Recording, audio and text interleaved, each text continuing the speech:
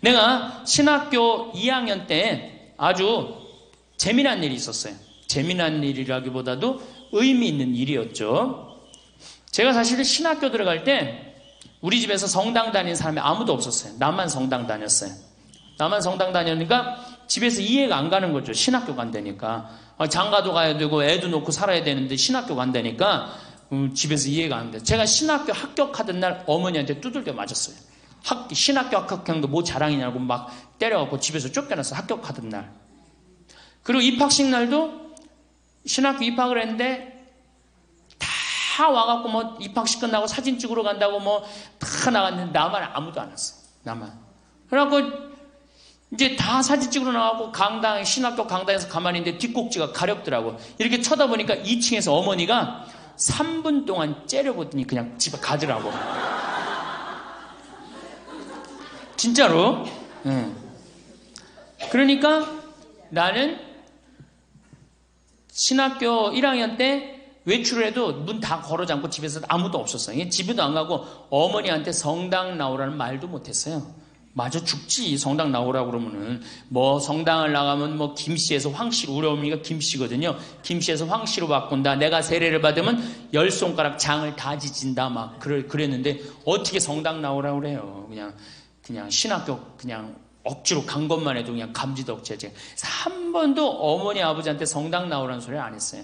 다만 신학교에서 매일 저녁에 부모를 위한 기도서 그때 88페이지인가 매일 부모를 위한 기도 바쳤어요. 그런데 어머니가 세례를 받은 거예요. 2학년 때 와보니까 어떻게 세례를 받았냐고 그러니까 꿈에 교황님이 이렇게 주교님들을 모시고 꿈에 우리 집에 딱 문을 열더니 이 집에 신부가 날 집인데 네가 고집을 피면 어떻게 하느냐, 그렇게 꿈에 나타났다는 거예요. 우리 어머니는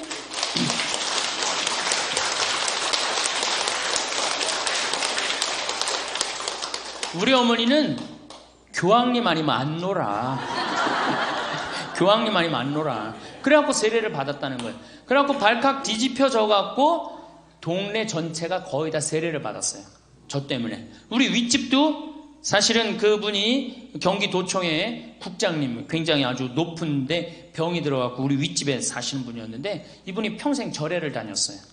근데 막 돌아가시기 3일 전에 그 부인한테 수녀님을 모시고 오라고 그랬다는 거예요. 수녀님을.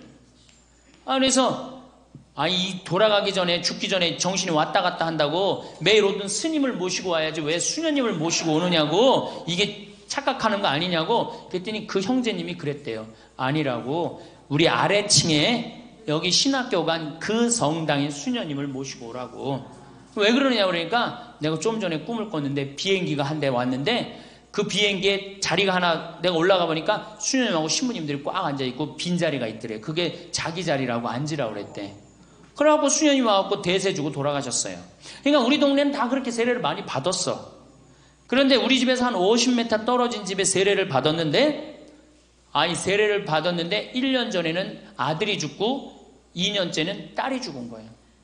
그러니 이게 만신을 믿던 분들이 성당을 받아갖고 종교를 바꿔갖고 우리가 이런가 보다. 그래갖고 이제 무당을 불러서 구술한 거예요. 구술하면은 처음에 무당이 신을, 노여움을 풀어주기 위해서 춤을 춰요. 막 이제 접신을 하기 위한 거죠. 춤을 추다가 막 이제 탈원 상태에 들어가면은 그 떠나가는 영혼을 불러낸다고 그래요. 불러내는 거죠. 그래갖고 공수라는 거래요. 공수라는 거래요. 이게 우리 어떻게 보면 신부들의 강론하고 비슷한 건데 그거하고 좀 틀리죠. 영혼을 불러내는 거니까. 공수를 하는데 막 이 무당이 이제 죽은 딸 목소리 흉내를 내면서 막 얘기를 하는 거야. 엄마, 오빠는 작년에 천당 갔고 나도 너무너무 좋은 데 가고 있어. 그리고 나 오토바이 사고 내갖고 죽은 그 청년 빨리 합의 봐줘갖고 빨리 바깥에 나오게, 세상에 나오게 해줘. 나 이렇게 좋은 데 가는데 엄마 너무너무 슬퍼하지 마라. 그리고 엄마 아빠는 열심히 성당 나가. 공수하면서 이제 무당 입에서 막 성당 열심히 나가라고 그러는 거예요. 그래갖고 끝나고 난 다음에 성당에 열심히 나갔다는 거 아니에요. 열심히.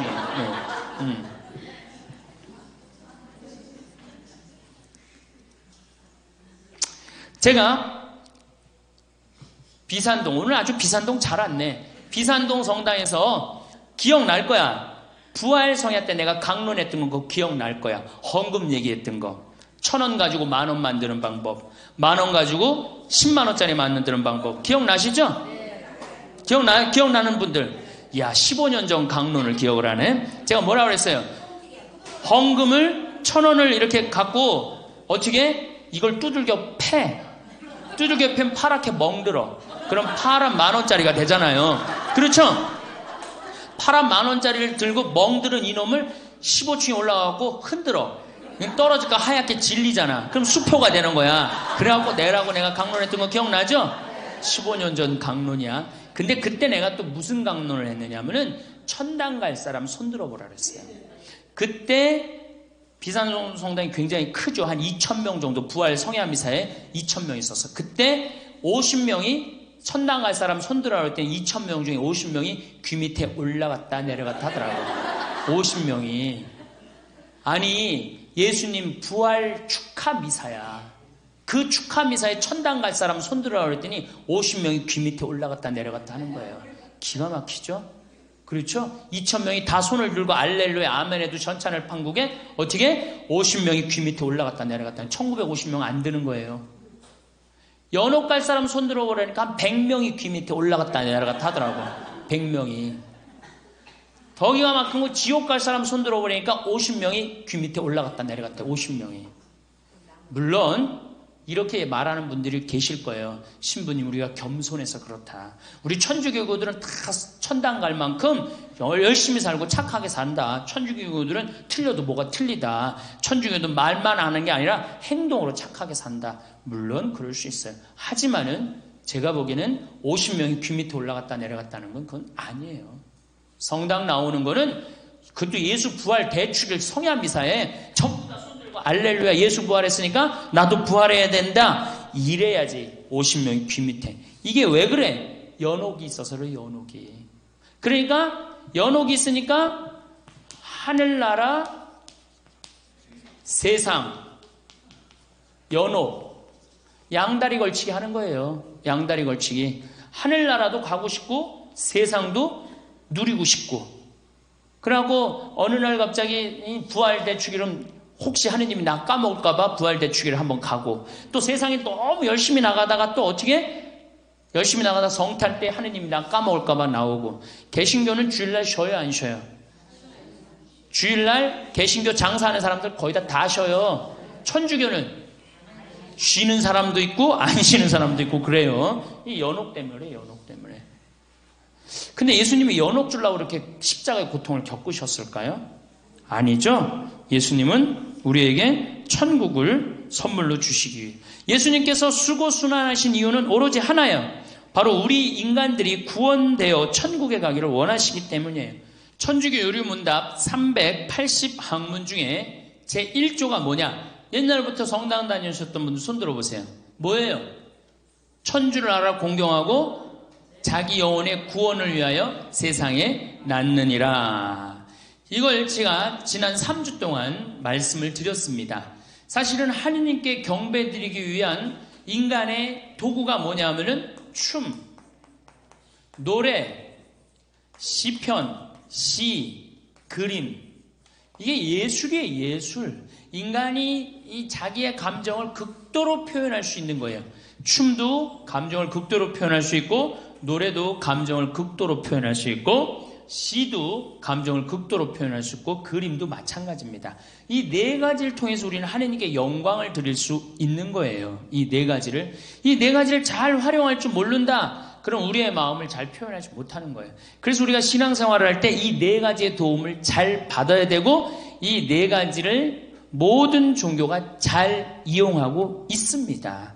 이게 또 하느님이 주신 인간의 선물이고, 춤을 추고 노래를 하고 시를 하고 그림을 그리는 것, 특히 그림 그리고 시하고 노래하는 것, 이거는 정말로 인간만이 할 수 있는 특권이에요. 특권. 춤은 나름대로 새나 이런 거 우리가 춤이라고 보지만은, 그래도 춤도 굉장히 인간의 아름다운 소중한 하느님이 주신 선물이죠. 이걸 또 누구한테 돌려드려야 돼? 하느님께 돌려드려야 돼요. 자, 이제 두 번째로 우리 성당에 나오는 목적은 두 번째로 자기 영혼의 구원을 위하여 나오는 거예요. 근데 실질적으로 정말 우리가 신앙생활하면서 자기 영혼의 구원을 위해서 정말 간절하게 애를 쓰느냐, 내 영혼이 천당 가는 거, 하느님 나라에 가는 거, 이걸 얼마나 힘을 쓰느냐, 저는 그렇게 생각하지 않아요. 천당은 두 번째고 뭐에 우리가 마음에 팔려 있어? 세상에 마음이 팔려 있어요. 그래갖고 뭐만 얻으면 돼? 마음의 평화만 얻으면 돼. 제가 92년도에 철산 성당에 보좌 신부를 할 때 아주 예쁜 새색 씨가 저한테 찾아와갖고, 신부님, 저는 요즘 너무 힘들다는 거예요. 왜 힘드냐 그러니까 꿈에 자꾸 학도병 그 망토를 하고 그런 학도병이 나타나는데 너무 고통스러워한다는 거예요. 너무 고통스러워한다고. 그래서 그 학도병이 계속 꿈에 나타난다는 거예요. 그냥 한번 꾸고 지나가면 모르는데 정기적으로 계속 나타난다는 거예요. 결혼한 지 얼마 되지도 않았는데. 그래서 내가 그러면은 시아버지를 좀 찾아가라. 시아버지한테 가갖고 혹시 36년 동안 나라 뺏긴 정말 서러운 시절에 41년부터 우리나라가 뭐를 많이 끌려나갔어요? 학도병을 많이 끌려나갔어요. 혹시 형제 중에 그런 분이 있는지 알아봐라. 그랬더니 갔다 왔더니 시아버지 동생이 징용에 끌려갔다는 거예요. 시아버지 동생이. 그러면은 분명히 그 영혼이 바로 자매가 하느님을 믿으니까 그 영혼이 자매의 도움을 필요로 하는 거다.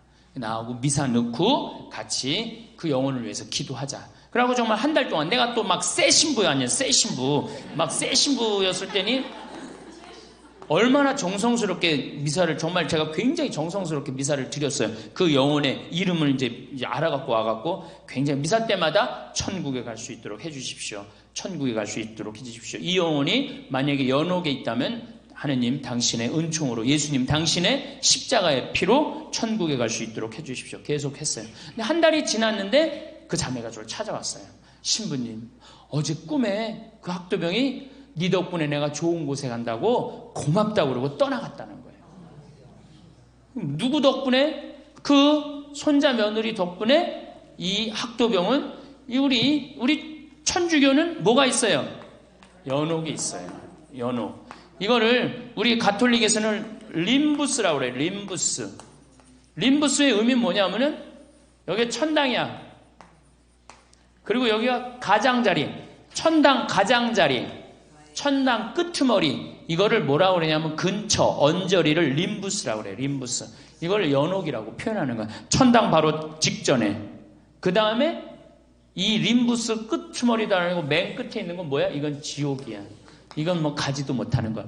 여기에 얹혀 있는 영혼들, 오도 가도 못하는 불쌍한 영혼들이 누구의 기도를 간절히 바라요? 살아있는 우리의 기도를 간절히 바라는 거예요. 미사는 하느님께 드리는 최고의 경배이면서 고통스러운 연옥의 문을 열어주는 황금 열쇠예요. 성 그레고리오는 말합니다. 어떤 연옥 영혼을 위하여 미사가 봉헌되면 그동안은 그 영혼의 괴로움이 아주 중지되든가 또는 적어도 얼마만큼 가벼워진다.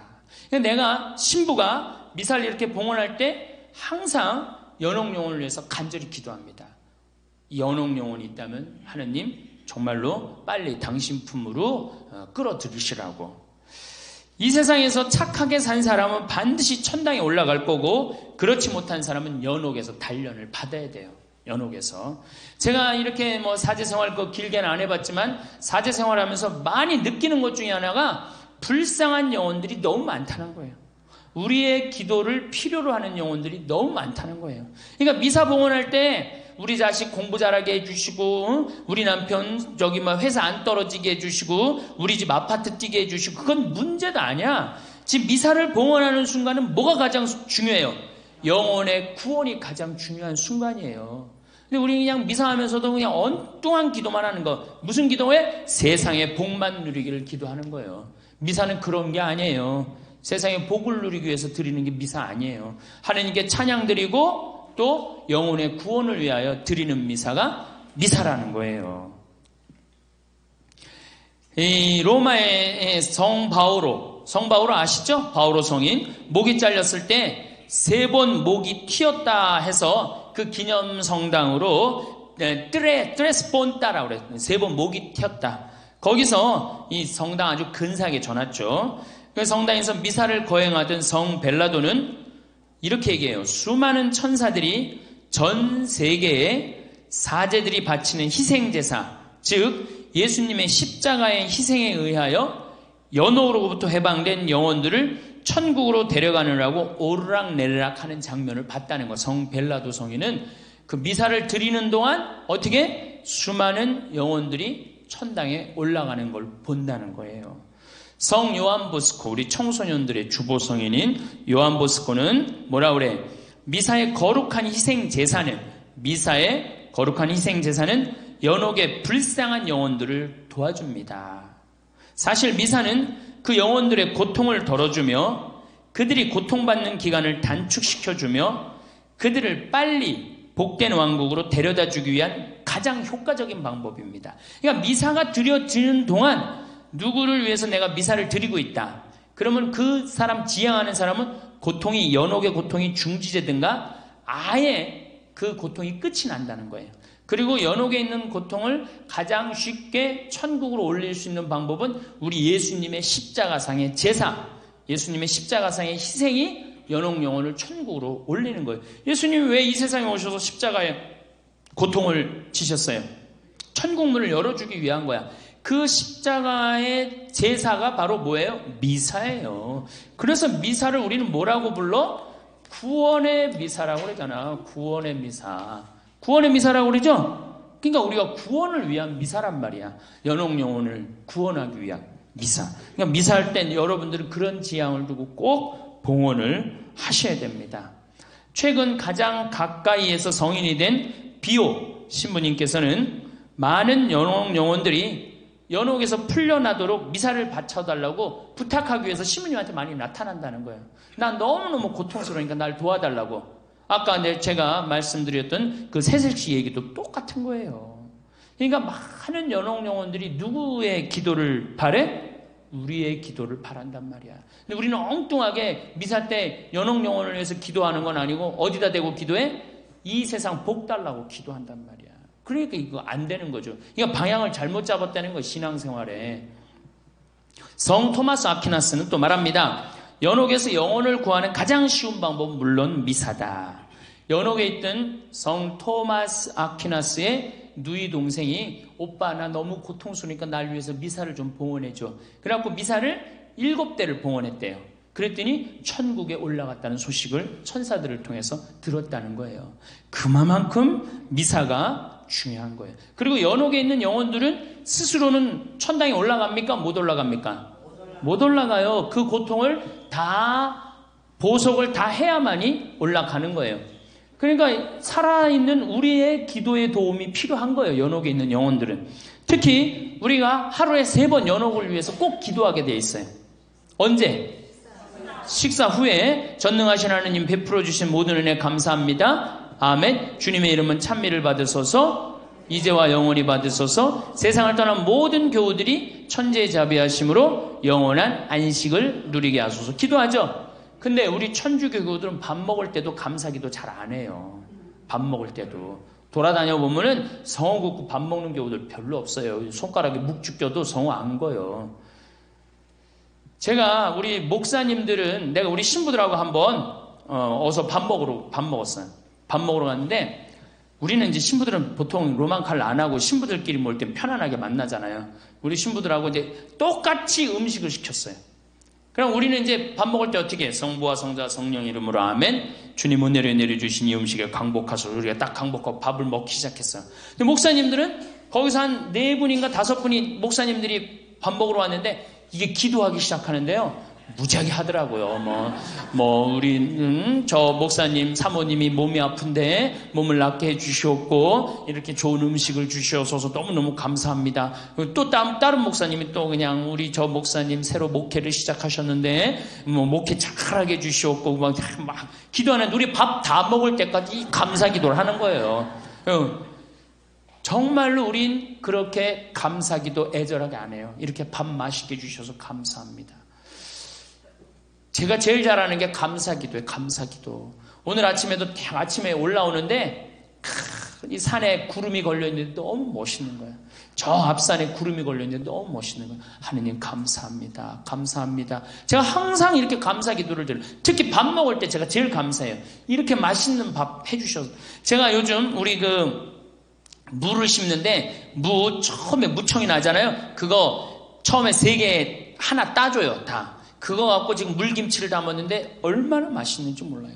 먹을 때마다 내가 감사하다고 그래. 농약 안 쳤지. 그 자연의 냄새가 나지. 감사합니다. 이렇게 밥 먹을 때 내가 감사기도할 때 연옥 영혼들이 어떻게 해? 다 쳐다보고 밥 먹어라. 맛있게 먹어라. 먹고 난 다음에 누굴 위해서 기도하니까? 나를 위해서 기도하니까. 근데 우리 천주교 교우들이 밥 먹고 그냥 일어나서 가는 경우가 천지야. 연옥 영혼들이 얼마나 허무하겠어. 저걸 기도를 해주고 가야지 나한테 오는데 그 공덕이. 그냥 밥 먹고 일어나. 여러분들 밥 먹고 난 다음에 꼭 어떻게 해? 세상을 떠난 모든 교우들이 천주의 자비하심으로 영원한 안식을 누리게 해달라고 기도하셔야 돼요. 많은 분들이 그럴 거예요. 죽음은 끝이지 있긴 뭐가 있어. 하느님 뭐가 있어. 여러분들 죽음은 끝일 것 같아요. 하느님이 있을 것 같아요. 어떨 것 같아요? 영원한 세상이 있을 것 같아요. 죽으면 그냥 딱 끝날 것 같아요. 영원한 세상이 있을 것 같아요. 내가 평택에서 본당 신부할 때 연초에 50준 된 형제하고 50준 된 자매하고 애들 4, 딸 3, 아들 하나. 내 기억이 나요. 4시 사제관에 저녁에 들어온 거예요. 신부님 우리 성당에 나와야 되겠다는 거예요.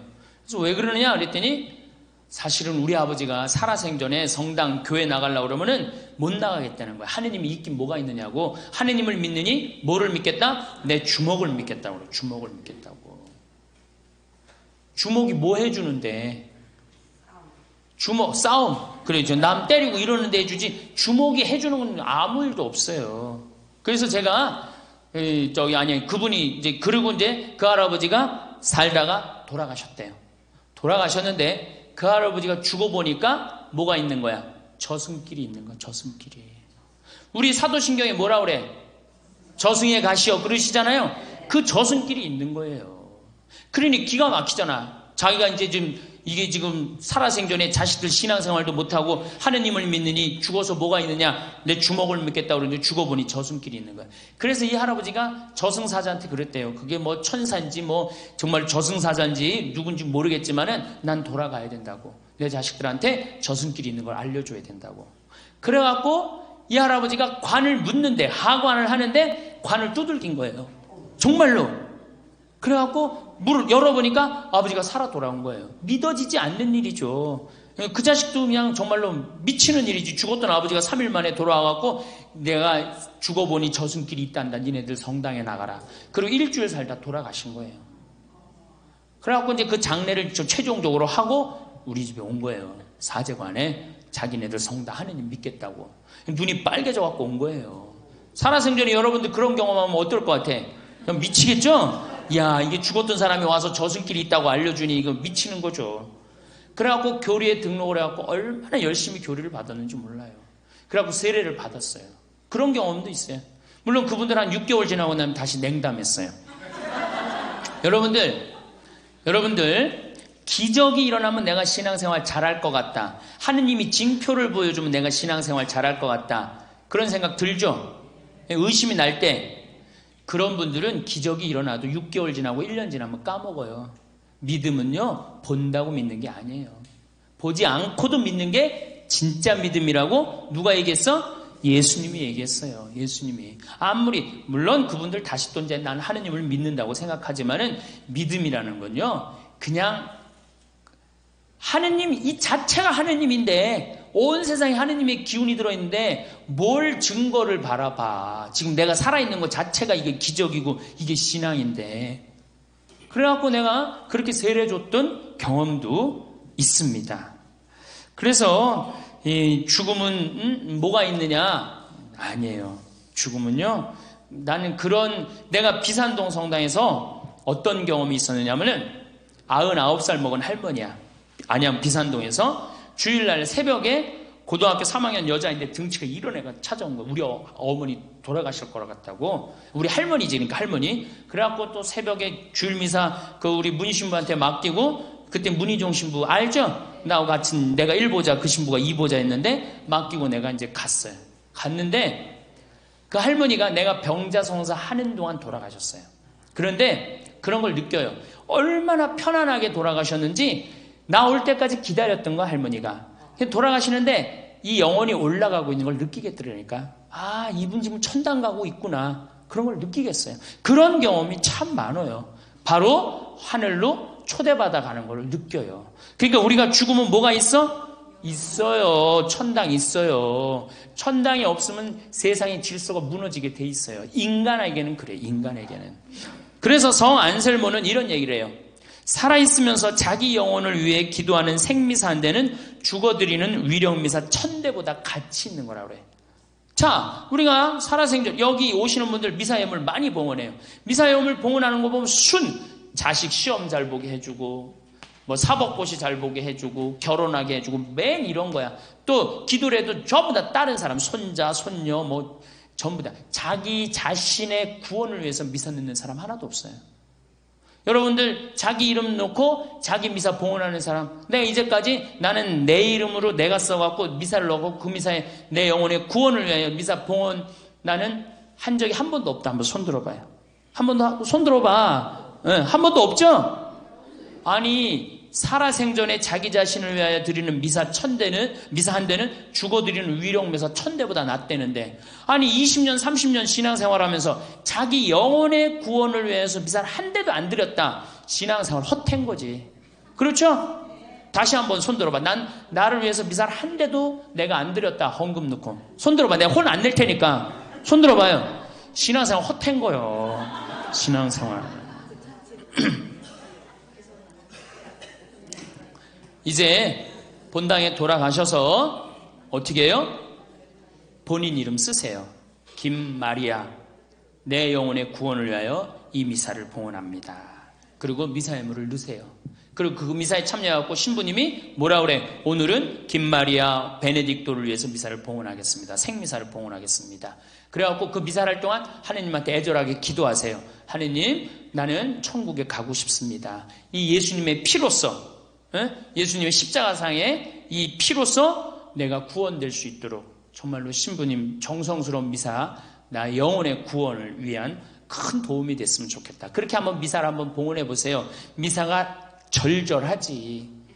그렇게 생각 안 하고 미사를 하니까 판교에 2번 갯돈을 타갖고 내가 이번에 청약을 해야 되는데 동탄에 내가 이번에 청약을 해, 이런 생각만 미사 내내 하다가 끝나는 거예요. 예수님이 이 세상에 오셔서 하신 가장 많은 이야기가 무엇입니까? 서로 사랑하랍니까? 아니에요. 성서 전체를 훑어보면 온통 하늘나라 이야기뿐이에요. 마테오 복음만 제가 예를 들겠습니다. 예수님께서 40일 동안 단식한 후 갈릴레아 전도 여행을 시작하시기 전에 하신 첫 말씀이 뭐야? 회개하여라, 하늘나라가 다가왔다. 하늘나라가 다가왔다. 예수님이 하신 첫 마디가 뭐야? 하늘나라야, 하늘나라. 그 다음에 이 산상설교 마테오복음 뭐라 그래? 하늘나라를 위해 박해받는 사람들은 기뻐하고 즐거워하여라. 하늘에서 받을 상이 크다. 하늘에서 하늘나라 천국에서 받을 상이 크다 이거야. 자기 형제에게 멍청이라고 하는 자는 불붙는 지옥에 던져질 것이다. 지옥 말씀하셨죠? 네. 지옥에 던져질 것이다. 온몸이 지옥에 던져지는 것보다 지체 하나를 잃는 것이 낫다. 하늘나라와 지옥에 대해서 분명하게 말씀해 주셔요. 하늘나라와 지옥에 대해서. 누구든지 사람들 앞에서 나를 안다고 증언하면 나도 하늘에 계신 내 아버지 앞에서 그를 안다고 증언할 것이다. 하늘에 계신.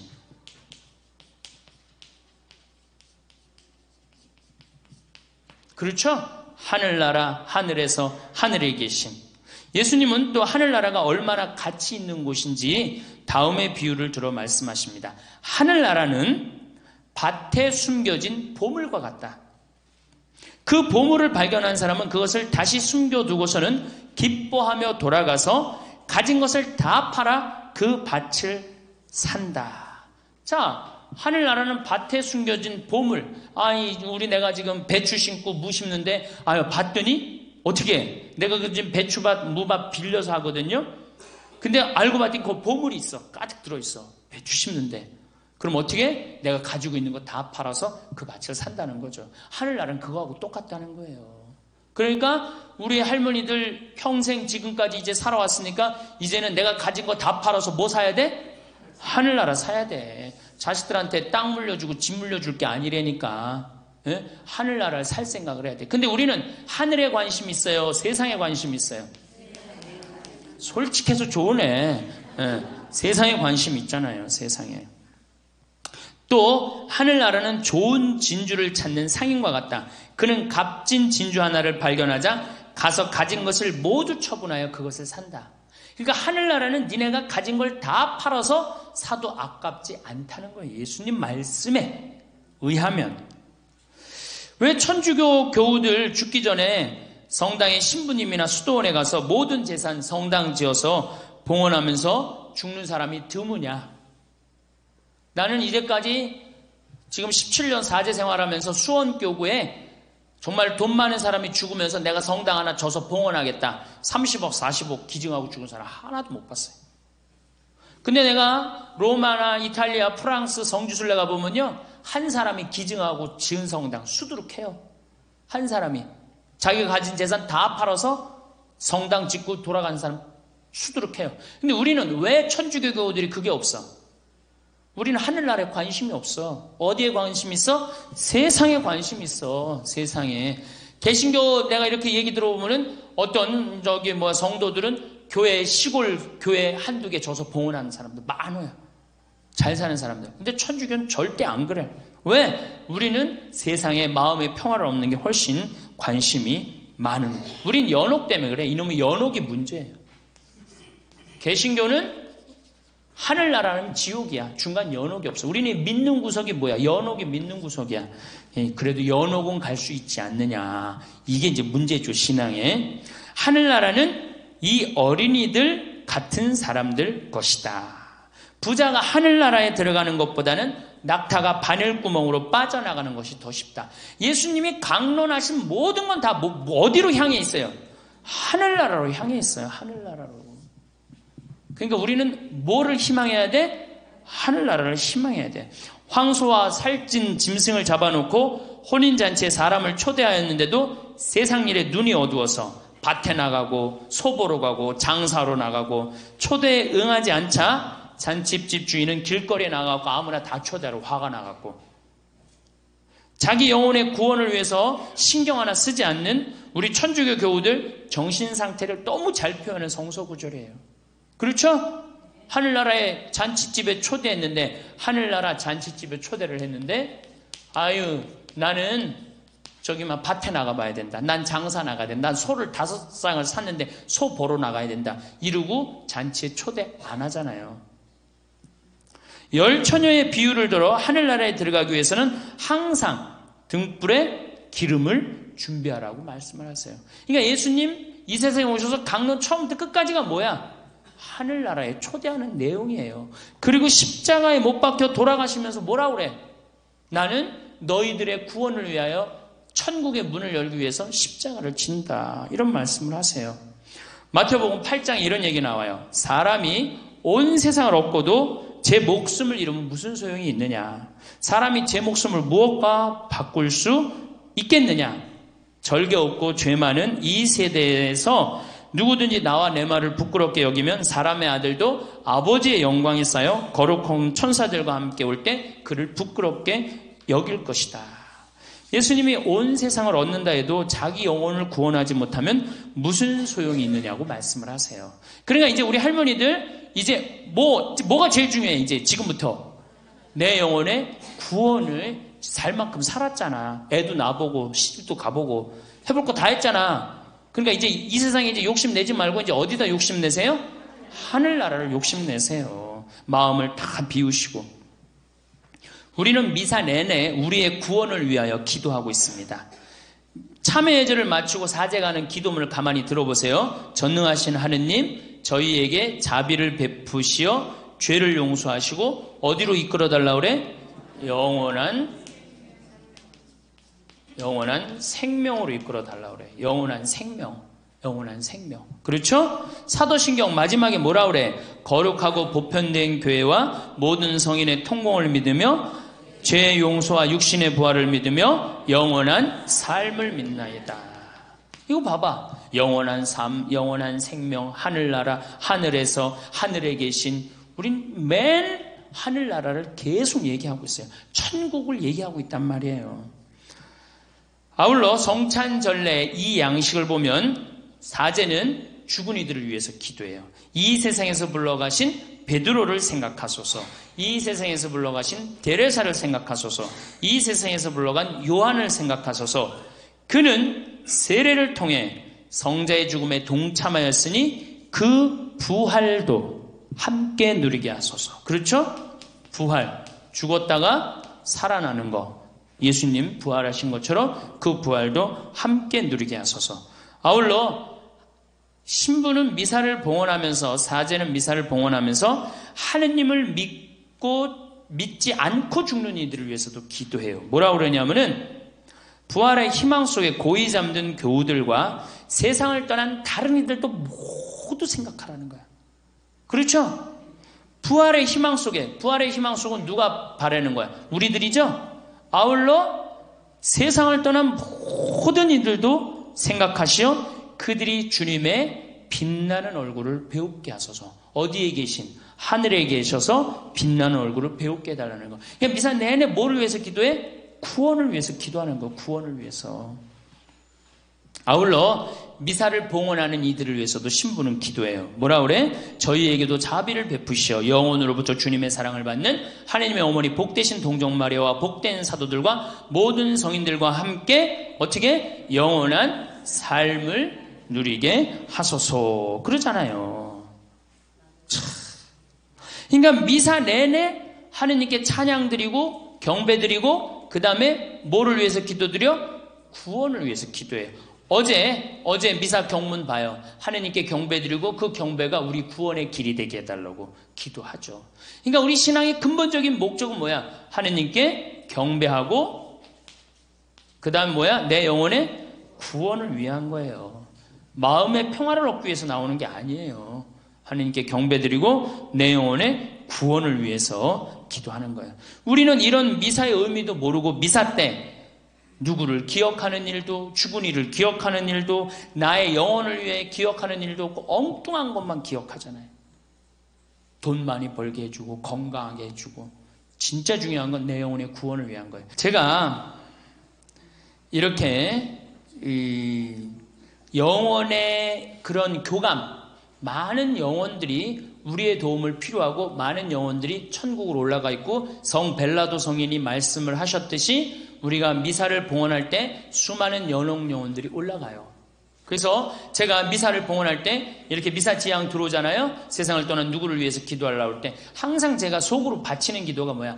이 영혼들이 혹여 연옥이 있다면 이 미사를 통해서 예수님의 십자가의 희생을 통해서 바로 천국에 올라갈 수 있도록 하느님 자비를 베풀어 달라고 꼭 제가 정성 들여서 꼭 미사를 봉헌해요. 그리고 전 지금도 미사를 계속 기억하는 사람들이 많아요.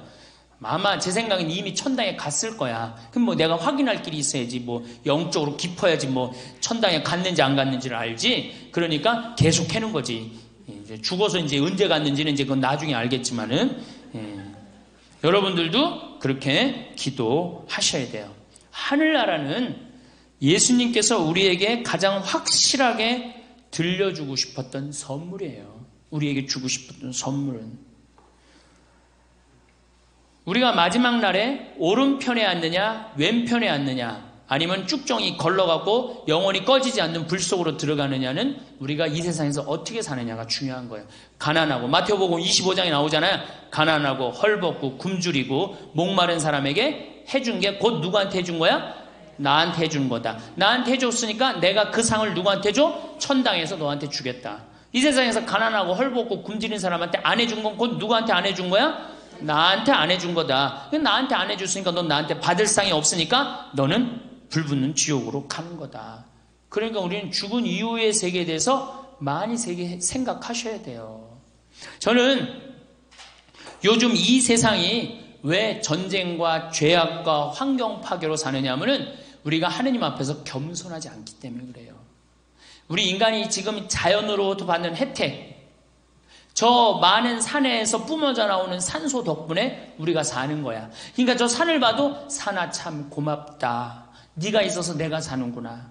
하느님께서 이렇게 아름다운 산을 조화롭게 만들어 놓으셔서 내가 사는구나. 감사하게 생각해야지.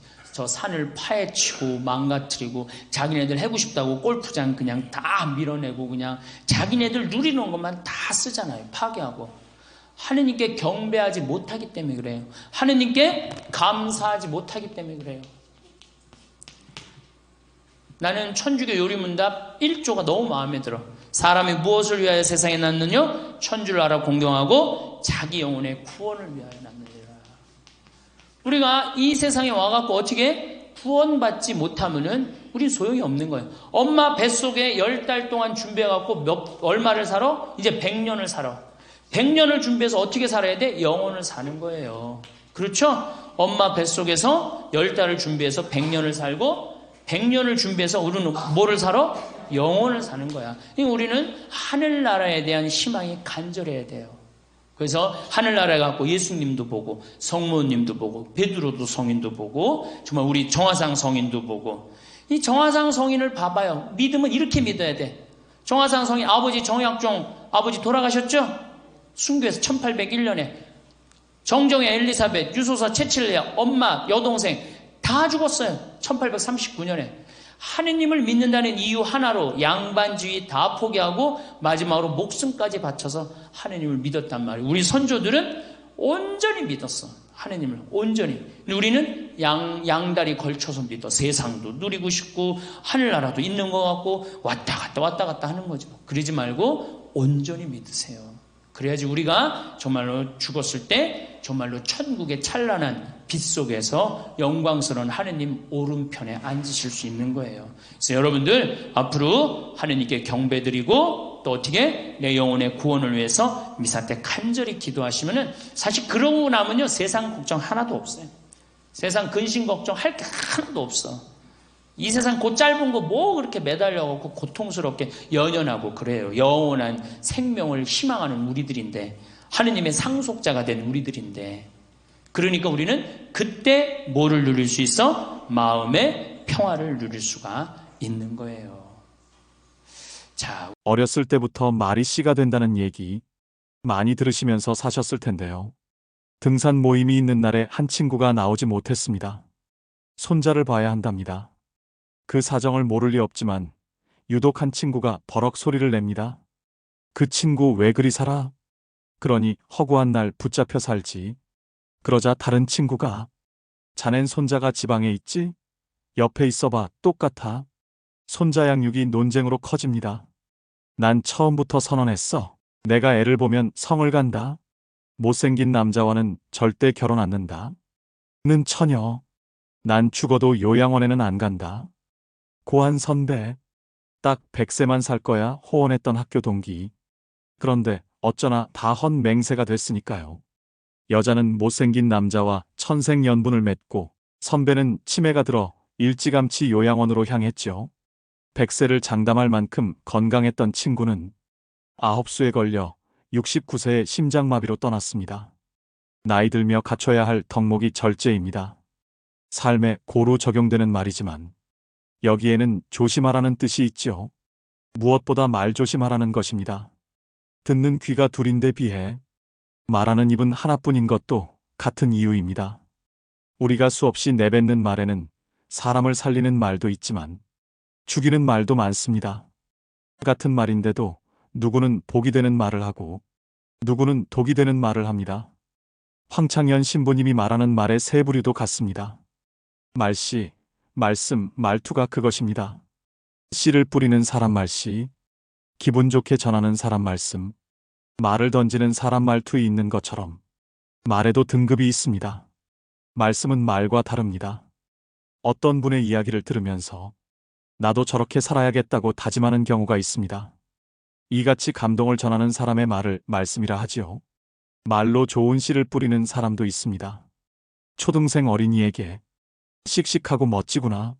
넌 장군감이다. 넌 말을 잘하니 변호사가 되겠구나. 이렇듯 말에 복을 담는 습관이 필요합니다. 좋은 언어 습관은 말씨를 잘 뿌리는 것에서 시작됩니다. 전철에서 중년 여인이 경로석에 앉은 할머니에게 말을 건넵니다. 어쩜 그렇게 곱게 늙으셨어요? 그런데 할머니는 시큰둥한 표정입니다. 다음 역에서 아주머니가 내리기 무섭게 그냥 고우시네요 하면 좋잖아. 늙은 건 누가 몰라. 듣고 보니 그렇기도 하네요. 프랑스 작가 장자크 상페는 자신의 책 뉴욕 스케치에서 뉴요커들의 긍정적인 말버릇을 관찰했습니다. 그들은 빤한 얘기인데도 습관처럼 상대의 말꼬리에 감탄사를 붙이고 물음표를 달아줍니다. 이는 내 말에 관심을 갖는다는 표시로 받아들여지고 서로의 삶과 이야기를 격려해주는 말 효과를 높입니다. 이를테면 누가 이번에 터키를 다녀왔어요. 너무 좋았어요. 라고 말합니다. 그러자 옆에서 좋은 곳이죠. 나는 2번 가봤어요. 이렇게 말을 받으면 일단 주춤하게 됩니다. 이럴 때 뉴요커들은 자기 경험을 내세우지 않고 정말요? 어머, 좋았겠다. 일정은 어땠어요? 말머리를 계속 상대에게 돌려줍니다. 얼쑤 같은 추임새로 상대를 신나게 해주는 뉴요커의 말 습관이 좋아 보이는 이유입니다. 우리는 느낌표와 물음표를 얼마나 사용하나요? 자기를 앞세운 대화를 하게 되면 상대의 말에 이러한 부호를 찍어주기가 어려워집니다. 오늘도 내가 한 말을 돌아보면서 느낌표와 물음표가 인색했음을 깨닫습니다. 내 말에 감탄하며 나의 감정과 안부를 물어주는 사람만큼 귀한 사람은 없을 것입니다. 말이란 닦을수록 빛나고 향기가 납니다. 말할 때도 역지사지가 필요합니다. 말을 나눌 때는 상대방의 입장을 늘 염두에 두라고 합니다. 적어도 실언이나 허언 같은 말 실수는 막아야 하니까요. 그러면 덤으로 얻는 것도 있습니다. 어쩌면 그리 말을 예쁘게 하세요? 복 들어올 말만 하시네요. 마지막으로 가족, 친구할 것 없이 인간관계에서 절대 해서는 안 될 말 5가지에 대해 살펴보겠습니다. 첫 번째, 나의 사생활을 필요 이상 말하지 마라. 사람을 만나면 벙어리가 되어라. 슬픔을 나누면 약점이 되고 기쁨을 나누면 시기가 된다. 사람의 이기적 본성은 타인의 고통에 둔감하게 만든다. 따라서 나의 사생활을 진심으로 걱정하고 위로해주는 사람은 거의 없다. 아니면 내 이야기가 주변에 퍼져서 심심풀이 주제로 소비되거나 언젠가 비수가 되어 나에게 돌아올 뿐이다. 내가 한번 내뱉은 말은 더 이상 비밀이 될 수 없다. 내가 뱉은 말은 점점 살이 붙기 마련이다. 또한 자신에 대해 과도하게 털어놓으면 사람들과 더 가까워지기보다 오히려 멀어지는 것을 경험하게 된다. 인간관계는 시간이 갈수록 계속해서 변화한다. 지금은 아주 가깝지만 몇 년 뒤는 어떻게 될지 모르는 게 사람 사이다. 시절 인연이란 말도 있듯이 어떤 관계도 영원할 수 없다. 특히 우정은 한순간 깨지기 때문에 다른 사람에게 내 치부를 드러내기 전에 신중하게 생각해라. 반드시 후회한다. 만약 나의 깊은 사생활을 잘 아는 사람과 관계가 안 좋아지면 쓸데없이 신경 써야 하는 일이 많이 생길 것이다. 특히 나의 안 좋은 습관들이나 불행한 가정사는 더욱 타인의 판단과 비판에 노출되지 않게 조심해야 한다. 삶의 특정 부분을 비밀로 유지해야 내가 더 품이 있고 남들에게 존중받아야 할 사람이라는 인식을 심어줄 수 있다. 드러내지 말아야 할 내 사생활에 대한 이야기를 실컷 하고 집에 돌아와 말하지 않았더라면 좋을 거라고 후회하는 것은 어리석은 행동이다. 두 번째, 나의 약점을 말하지 마라. 씁쓸하고 잔인하게도 인간은 타인의 약점을 통해 위안을 얻고 자신도 모르는 새에 은근히 즐긴다. 친할 때는 간이고 쓸개고 모두 다 줄 것처럼 하다가도 조금만 서운하면 쉽게 돌아서는 것이 갈대보다 잘 흔들리는 인간의 마음이다. 내 약점을 다른 이들에게 말한다고 해서 도움과 위로를 받을 것이라고 생각하지 마라. 해결을 위한 노력을 하는 것과 동시에 그것들을 당신 혼자만 알고 있어라. 약점을 고치지도 못하면서 늘 인식하고 있다면 스스로를 위축시킬 뿐이다. 자신의 약점을 빨리 고치거나 잊어버려라.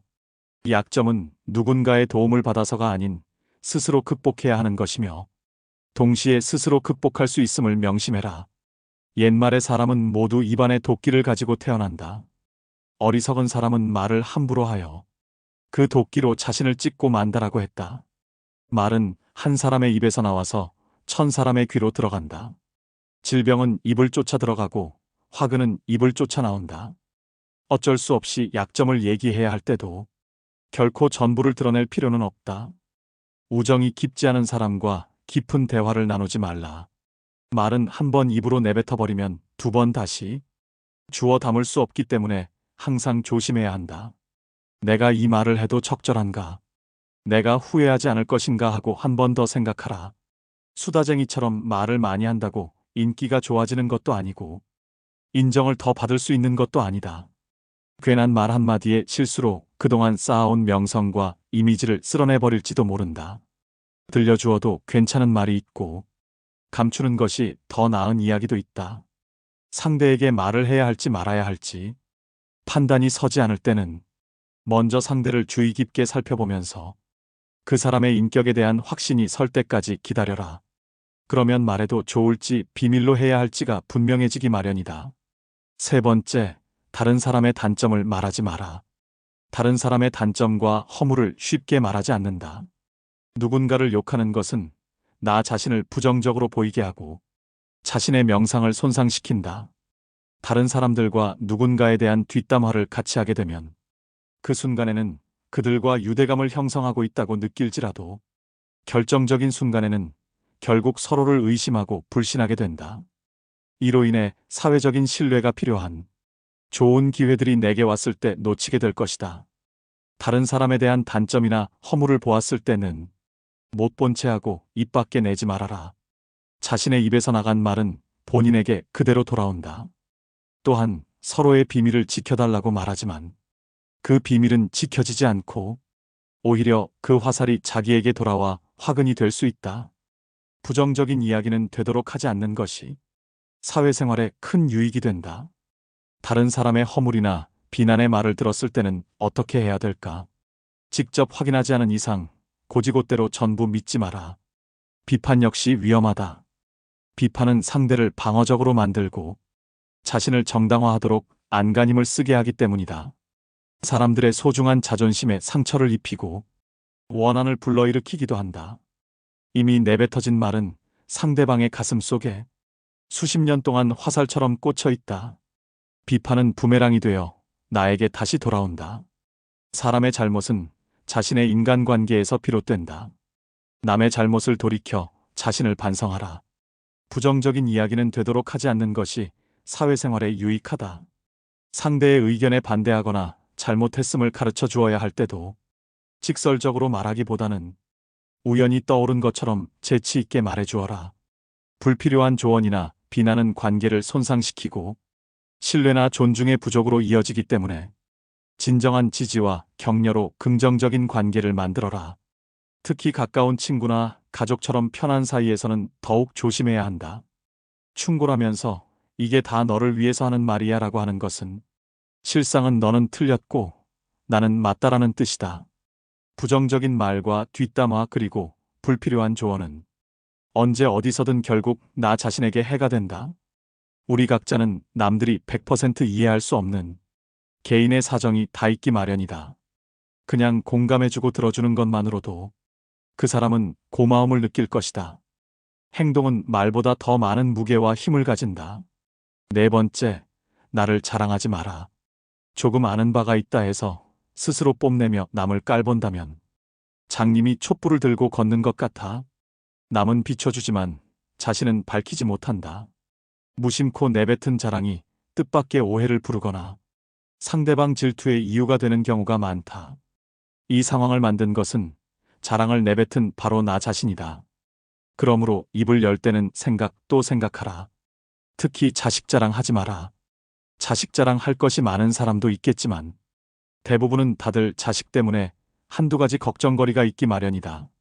아무리 못난 부모라도 자식은 수십 년간 공들여서 눈물과 정성으로 키워낸 귀한 존재이다. 그러니 아무리 내 자식이 잘나고 성공했더라도 그 마음에 소금을 뿌리는 일을 해서는 안 된다. 또한 남들이 나를 칭찬하기 전에 내가 먼저 나를 자랑하고 떠벌리는 것은 나의 가치를 떨어뜨리고 볼품없는 사람으로 만든다. 칭찬은 바람이 불면 한순간에 흩어지는 구름과 같다. 산이 높으면 계곡도 깊듯 명성이 높고 화려할수록 절망과 고통은 더욱더 깊은 법이다. 그러니 칭찬에 연연하지 말라. 자기 자랑만 늘어놓는 사람은 경청하지 않는 사람이고 상대로 하여금 반감을 느끼게 한다. 당장은 필요에 의해 곁에 있더라도 많은 사람들이 점차 그의 곁을 떠날 것이다. 겸손함을 길러 불필요한 시기 질투를 피하라. 오히려 진짜 현명한 사람은 겸손으로 무장해 불필요한 질투심으로부터 자신을 보호한다. 자신의 가치를 알고 있고 다른 사람들로부터 검증을 요구하지 않는다. 특히 자랑거리가 많을수록 능력이 많을수록 상대가 나에게 시기 질투를 느끼지 않도록 하는 것이 제일 좋은 처세다. 인간이란 자기보다 가진 것이 많다고 생각되면 시기 질투하고 자기보다 가진 것이 없다고 생각되면 무시하는 게 본능이다. 아무리 선행이라도 계속 말하면 오만해 보인다. 선행의 진실함이 가려지고 나를 과시하기 위한 수단으로 비춰질 것이다. 굳이 드러내지 않아도 나의 배품을 기억하는 소수의 사람들이 나에게 중요한 도움을 줄 때가 올 것이다. 스스로 옳다고 여기는 사람은 분명하게 판단하지 못하고 스스로 만족해하는 사람은 드러나지 않으며 스스로 뽐내는 사람은 공로가 없어지고 스스로 자랑하는 사람은 오래가지 못한다. 5번째, 내가 가진 돈에 대해 이야기하지 마라. 세상에서 사람을 가장 크게 상처 입히는 3가지는 번민과 말다툼 그리고 텅 빈 지갑이다. 그 중에서 텅 빈 지갑이 가장 크게 사람을 상처 입힌다. 그러니 가족이나 아무리 친한 친구에게도 내가 돈을 얼마나 많이 가졌는지에 대해 말하지 마라. 인간은 다른 이가 나보다 더 많은 것을 가졌다는 이유만으로도 상처받는 존재다. 앞에서 다들 박수 쳐주면서 함께 기뻐하는 것 같아도 속마음은 그렇지 못하다. 나보다 돈이 적으면 무시하고 많으면 질투하는 게 인간의 본능이다. 돈 자랑도 아무나 하는 게 아니다. 드러난 돈이야 내가 자랑하지 않아도 남들이 다 안다. 또한 처음 만나는 사람 앞에서 돈 자랑으로 과시하는 것이 절대 다른 사람은 기선제압하는 좋은 방법이 아니다. 오히려 그런 사람은 만나면 돈 냄새가 진동을 해서 자신을 진정으로 도와줄 사람은 코를 막고 떠나가고 돈만 빼먹으려는 사람들만 호시탐탐 입맛을 다시며 우글거리게 된다. 혹여 특히 나와 별다를 바 없이 살던 지인이 갑자기 부자가 된 경우라면 그 시기 질투의 강도가 세진다. 그러면서도 당연한 듯 무언가를 요구하거나 기대하며 내가 더 받는 것이 당연한 듯 행동하기 쉽다. 결국 관계는 끝을 맺는다. 그렇기에 아무리 친한 친구나 가족이라도 내가 가진 돈에 대한 이야기는 절대 하지 마라. 6째, 내 목표에 대해 말하지 마라. 다른 사람에게 나의 목표를 알렸을 때 좋은 결과로 돌아오는 일은 극히 드물다. 그저 내 목표가 정확히 무엇인지 상대방에게 이해시키는데 귀중한 힘을 낭비만 하는 경우가 많다. 사람들의 의견과 관점은 서로 다르고 각자의 경험에 따라 상대적이기 때문이다. 사람들은 돈만큼 남들이 가진 재능의 질투를 느낀다. 자신보다 뛰어난 사람이 많아지는 것을 경계하기 때문에 지금보다 발전하려는 사람들을 철저히 뭉개려 할 것이다. 아직 시작도 안 한 목표를 남들에게 말하는 것은 내 목표로부터 멀어지는 일이다. 결국 목표를 만들고 성취하는 것은 자신에게 달려 있어. 목표를 향해 어느 정도 진전을 이룰 때까지 혼자 알고 있어라. 내 목표나 꿈은 나 자신에게는 중요하지만 다른 사람들에게는 그리 중요하지 않은 문제이다.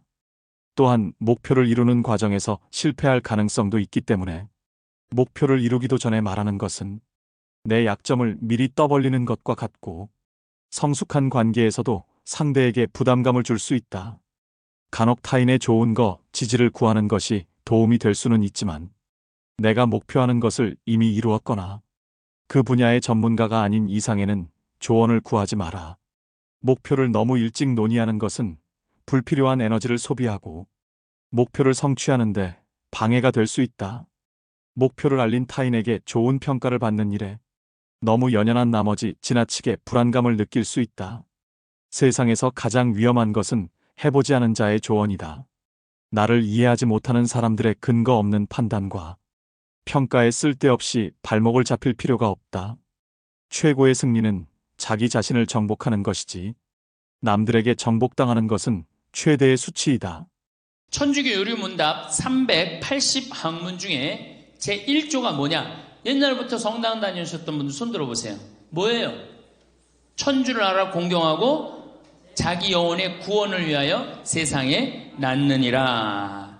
이걸 제가 지난 3주 동안 말씀을 드렸습니다.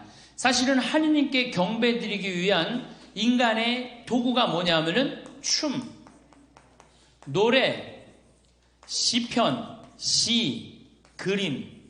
이게 예술이에요, 예술. 인간이 이 자기의 감정을 극도로 표현할 수 있는 거예요. 춤도 감정을 극도로 표현할 수 있고, 노래도 감정을 극도로 표현할 수 있고, 시도 감정을 극도로 표현할 수 있고, 그림도 마찬가지입니다. 이 네 가지를 통해서 우리는 하느님께 영광을 드릴 수 있는 거예요. 이 네 가지를 잘 활용할 줄 모른다. 그럼 우리의 마음을 잘 표현하지 못하는 거예요. 그래서 우리가 신앙생활을 할 때 이 네 가지의 도움을 잘 받아야 되고, 이 네 가지를 모든 종교가 잘 이용하고 있습니다. 이게 또 하느님이 주신 인간의 선물이고, 춤을 추고 노래를 하고 시를 하고 그림을 그리는 것, 특히 그림 그리고 시하고 노래하는 것, 이거는 정말로 인간만이 할 수 있는 특권이에요. 특권. 춤은 나름대로 새나 이런 거 우리가 춤이라고 보지만은, 그래도 춤도 굉장히 인간의 아름다운 소중한 하느님이 주신 선물이죠. 이걸 또 누구한테 돌려드려야 돼? 하느님께 돌려드려야 돼요. 자, 이제 두 번째로 우리 성당에 나오는 목적은 두 번째로 자기 영혼의 구원을 위하여 나오는 거예요. 근데 실질적으로 정말 우리가 신앙생활하면서 자기 영혼의 구원을 위해서 정말 간절하게 애를 쓰느냐, 내 영혼이 천당 가는 거, 하느님 나라에 가는 거, 이걸 얼마나 힘을 쓰느냐, 저는 그렇게 생각하지 않아요. 천당은 두 번째고, 뭐에 우리가 마음에 팔려 있어? 세상에 마음이 팔려 있어요. 그래갖고 뭐만 얻으면 돼? 마음의 평화만 얻으면 돼. 제가 92년도에 철산 성당에 보좌 신부를 할 때 아주 예쁜 새색시가 저한테 찾아와갖고, 신부님, 저는 요즘 너무 힘들다는 거예요. 왜 힘드냐 그러니까 꿈에 자꾸 학도병 그 망토를 하고 그런 학도병이 나타나는데 너무 고통스러워한다는 거예요. 너무 고통스러워한다고. 그래서 그 학도병이 계속 꿈에 나타난다는 거예요. 그냥 한번 꾸고 지나가면 모르는데 정기적으로 계속 나타난다는 거예요. 결혼한 지 얼마 되지도 않았는데. 그래서 내가 그러면은 시아버지를 좀 찾아가라. 시아버지한테 가갖고 혹시 36년 동안 나라 뺏긴 정말 서러운 시절에 41년부터 우리나라가 뭐를 많이 끌려나갔어요? 학도병을 많이 끌려나갔어요. 혹시 형제 중에 그런 분이 있는지 알아봐라. 그랬더니 갔다 왔더니 시아버지 동생이 징용에 끌려갔다는 거예요. 시아버지 동생이. 그러면은 분명히 그 영혼이 바로 자매가 하느님을 믿으니까 그 영혼이 자매의 도움을 필요로 하는 거다. 나하고 미사 넣고 같이 그 영혼을 위해서 기도하자. 그러고 정말 한 달 동안 내가 또 막 새 신부야, 아니야, 새 신부. 막 새 신부였을 때니 얼마나 정성스럽게 미사를, 정말 제가 굉장히 정성스럽게 미사를 드렸어요. 그 영혼의 이름을 이제 알아갖고 와갖고 굉장히 미사 때마다 천국에 갈 수 있도록 해주십시오. 천국에 갈 수 있도록 해주십시오. 이 영혼이 만약에 연옥에 있다면 하느님 당신의 은총으로, 예수님 당신의 십자가의 피로 천국에 갈 수 있도록 해주십시오. 계속 했어요. 근데 한 달이 지났는데 그 자매가 저를 찾아왔어요. 신부님, 어제 꿈에 그 학도병이 네 덕분에 내가 좋은 곳에 간다고 고맙다고 그러고 떠나갔다는 거예요. 누구 덕분에? 그 손자 며느리 덕분에 이 학도병은, 우리 천주교는 뭐가 있어요? 연옥이 있어요. 연옥. 이거를 우리 가톨릭에서는 림부스라고 그래요. 림부스. 림부스의 의미는 뭐냐면은 여기 천당이야. 그리고 여기가 가장자리. 천당 가장자리. 천당 끄트머리. 이거를 뭐라고 그러냐면 근처, 언저리를 림부스라고 그래요. 림부스. 이걸 연옥이라고 표현하는 거야. 천당 바로 직전에. 그 다음에 이 림부스 끄트머리도 아니고 맨 끝에 있는 건 뭐야? 이건 지옥이야. 이건 뭐 가지도 못하는 거야. 여기에 얹혀 있는 영혼들, 오도 가도 못하는 불쌍한 영혼들이 누구의 기도를 간절히 바라요? 살아있는 우리의 기도를 간절히 바라는 거예요. 미사는 하느님께 드리는 최고의 경배이면서 고통스러운 연옥의 문을 열어주는 황금 열쇠예요. 성 그레고리오는 말합니다. 어떤 연옥 영혼을 위하여 미사가 봉헌되면 그동안은 그 영혼의 괴로움이 아주 중지되든가 또는 적어도 얼마만큼 가벼워진다. 내가 신부가 미사를 이렇게 봉헌할 때 항상 연옥 영혼을 위해서 간절히 기도합니다. 이 연옥 영혼이 있다면 하느님 정말로 빨리 당신 품으로 끌어들이시라고. 이 세상에서 착하게 산 사람은 반드시 천당에 올라갈 거고 그렇지 못한 사람은 연옥에서 단련을 받아야 돼요. 연옥에서. 제가 이렇게 뭐 사제생활 길게는 안 해봤지만 사제생활하면서 많이 느끼는 것 중에 하나가 불쌍한 영혼들이 너무 많다는 거예요. 우리의 기도를 필요로 하는 영혼들이 너무 많다는 거예요. 그러니까 미사 봉헌할 때 우리 자식 공부 잘하게 해주시고, 우리 남편 저기 뭐 회사 안 떨어지게 해주시고, 우리 집 아파트 뛰게 해주시고, 그건 문제도 아니야. 지금 미사를 봉헌하는 순간은 뭐가 가장 중요해요? 영혼의 구원이 가장 중요한 순간이에요. 근데 우리 그냥 미사하면서도 그냥 엉뚱한 기도만 하는 거. 무슨 기도에? 세상의 복만 누리기를 기도하는 거예요. 미사는 그런 게 아니에요. 세상의 복을 누리기 위해서 드리는 게 미사 아니에요. 하나님께 찬양 드리고 또 영혼의 구원을 위하여 드리는 미사가 미사라는 거예요.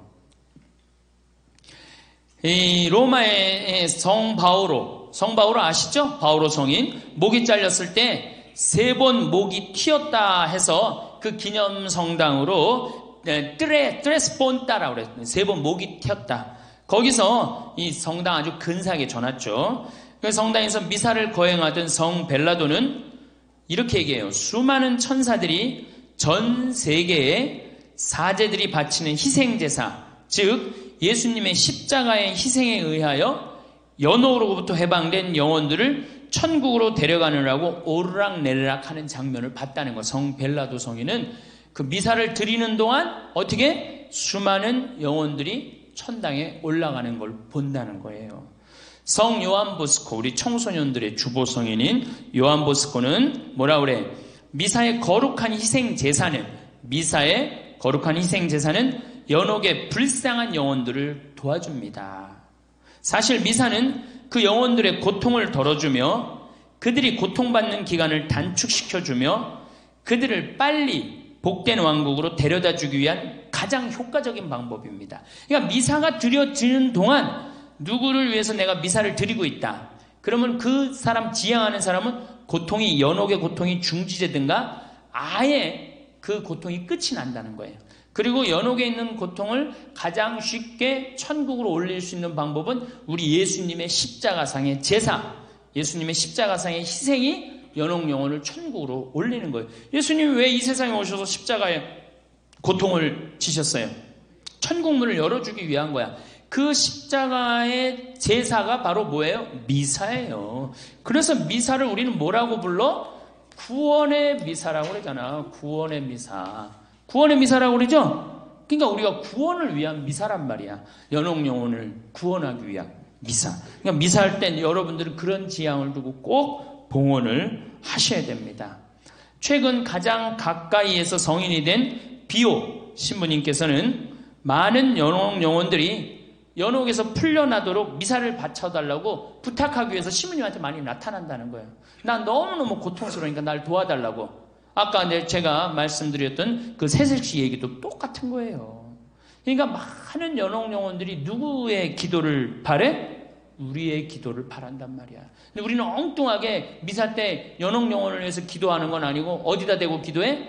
이 세상 복 달라고 기도한단 말이야.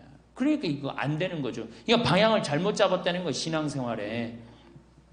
성 토마스 아퀴나스는 또 말합니다. 연옥에서 영혼을 구하는 가장 쉬운 방법은 물론 미사다. 연옥에 있던 성 토마스 아퀴나스의 누이 동생이 오빠 나 너무 고통스러우니까 날 위해서 미사를 좀 봉헌해줘. 그래갖고 미사를 7대를 봉헌했대요. 그랬더니 천국에 올라갔다는 소식을 천사들을 통해서 들었다는 거예요.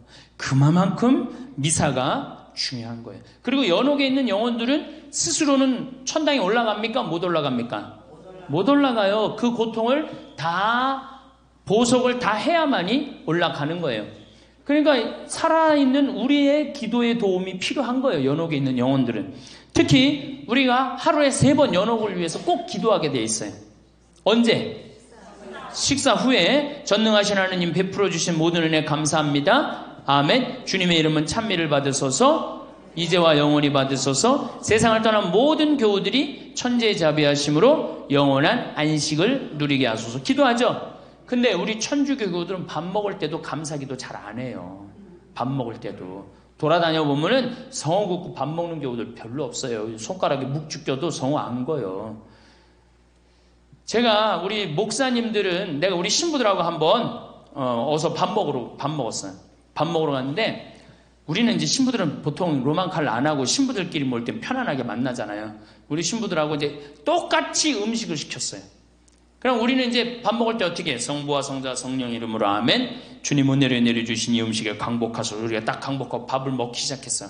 근데 목사님들은 거기서 한 4분인가 5분이 목사님들이 밥 먹으러 왔는데 이게 기도하기 시작하는데요. 무지하게 하더라고요. 우리는 저 목사님, 사모님이 몸이 아픈데 몸을 낫게 해주시옵고 이렇게 좋은 음식을 주시옵소서 너무너무 감사합니다.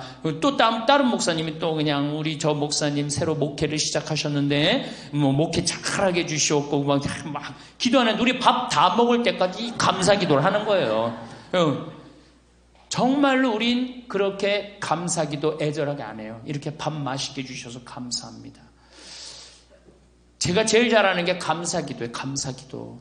오늘 아침에도 아침에 올라오는데 이 산에 구름이 걸려있는데 너무 멋있는 거예요. 저 앞산에 구름이 걸려있는데 너무 멋있는 거예요. 하느님 감사합니다. 감사합니다. 제가 항상 이렇게 감사기도를 드려요. 특히 밥 먹을 때 제가 제일 감사해요. 이렇게 맛있는 밥 해주셔서. 제가 요즘 우리 무를 심는데 처음에 무청이 나잖아요. 그거 처음에 3개 하나 따줘요. 다. 그거 갖고 지금 물김치를 담았는데 얼마나 맛있는지 몰라요. 먹을 때마다 내가 감사하다 그래. 농약 안 쳤지. 그 자연의 냄새가 나지. 감사합니다.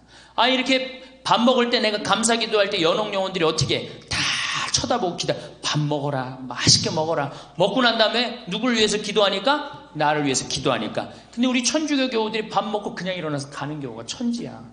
연옥 영혼들이 얼마나 허무하겠어. 저걸 기도를 해주고 가야지 나한테 오는데 그 공덕이. 그냥 밥 먹고 일어나. 여러분들 밥 먹고 난 다음에 꼭 어떻게 해? 세상을 떠난 모든 교우들이 천주의 자비하심으로 영원한 안식을 누리게 해달라고 기도하셔야 돼요. 많은 분들이 그럴 거예요. 죽음은 끝이지 있긴 뭐가 있어. 하느님 뭐가 있어. 여러분들 죽음은 끝일 것 같아요. 하느님이 있을 것 같아요. 어떨 것 같아요? 영원한 세상 있을 것 같아요. 죽음은 그냥 딱 끝날 것 같아요. 영원한 세상이 있을 것 같아요? 내가 평택에서 본당 신부할 때 연초에 50준 된 형제하고 50준 된 자매하고 애들 4, 딸 3, 아들 하나. 내 기억이 나요. 4시 사제관에 저녁에 들어온 거예요. 신부님 우리 성당에 나와야 되겠다는 거예요. 그래서 왜 그러느냐 그랬더니 사실은 우리 아버지가 살아생전에 성당 교회 나가려고 그러면은 못 나가겠다는 거예요. 하느님이 있긴 뭐가 있느냐고. 하느님을 믿느니 뭐를 믿겠다? 내 주먹을 믿겠다고 그래요. 주먹을 믿겠다고. 주먹이 뭐 해주는데? 주먹, 싸움. 그래죠. 남 때리고 이러는데 해주지 주먹이 해주는 건 아무 일도 없어요. 그래서 제가 그분이 이제 그리고 이제 그 할아버지가 살다가 돌아가셨대요. 돌아가셨는데 그 할아버지가 죽어보니까 뭐가 있는 거야? 저승길이 있는 거야. 저승길이. 우리 사도신경에 뭐라 그래? 저승에 가시오 그러시잖아요. 그 저승길이 있는 거예요. 그러니 기가 막히잖아. 자기가 이제 이게 지금 살아생전에 자식들 신앙생활도 못하고 하느님을 믿느니 죽어서 뭐가 있느냐, 내 주먹을 믿겠다 그러는데 죽어보니 저승길이 있는 거야. 그래서 이 할아버지가 저승사자한테 그랬대요. 그게 뭐 천사인지 뭐 정말 저승사자인지 누군지 모르겠지만은 난 돌아가야 된다고. 내 자식들한테 저승길이 있는 걸 알려줘야 된다고. 그래갖고 이 할아버지가 관을 묻는데, 하관을 하는데 관을 두들긴 거예요. 정말로. 그래갖고 문을 열어보니까 아버지가 살아 돌아온 거예요. 믿어지지 않는 일이죠. 그 자식도 그냥 정말로 미치는 일이지. 죽었던 아버지가 3일 만에 돌아와갖고 내가 죽어보니 저승길이 있단다. 니네들 성당에 나가라. 그리고 일주일 살다 돌아가신 거예요. 그래갖고 이제 그 장례를 최종적으로 하고 우리 집에 온 거예요. 사제관에 자기네들 성당 하느님 믿겠다고. 눈이 빨개져갖고 온 거예요. 살아생전에 여러분들 그런 경험하면 어떨 것 같아? 그럼 미치겠죠? 야, 이게 죽었던 사람이 와서 저승길이 있다고 알려주니 이거 미치는 거죠. 그래갖고 교리에 등록을 해갖고 얼마나 열심히 교리를 받았는지 몰라요. 그래갖고 세례를 받았어요. 그런 경험도 있어요. 물론 그분들 한 6개월 지나고 나면 다시 냉담했어요. 여러분들 기적이 일어나면 내가 신앙생활 잘할 것 같다. 하느님이 징표를 보여주면 내가 신앙생활 잘할 것 같다. 그런 생각 들죠? 의심이 날 때 그런 분들은 기적이 일어나도 6개월 지나고 1년 지나면 까먹어요. 믿음은요, 본다고 믿는 게 아니에요. 보지 않고도 믿는 게 진짜 믿음이라고 누가 얘기했어?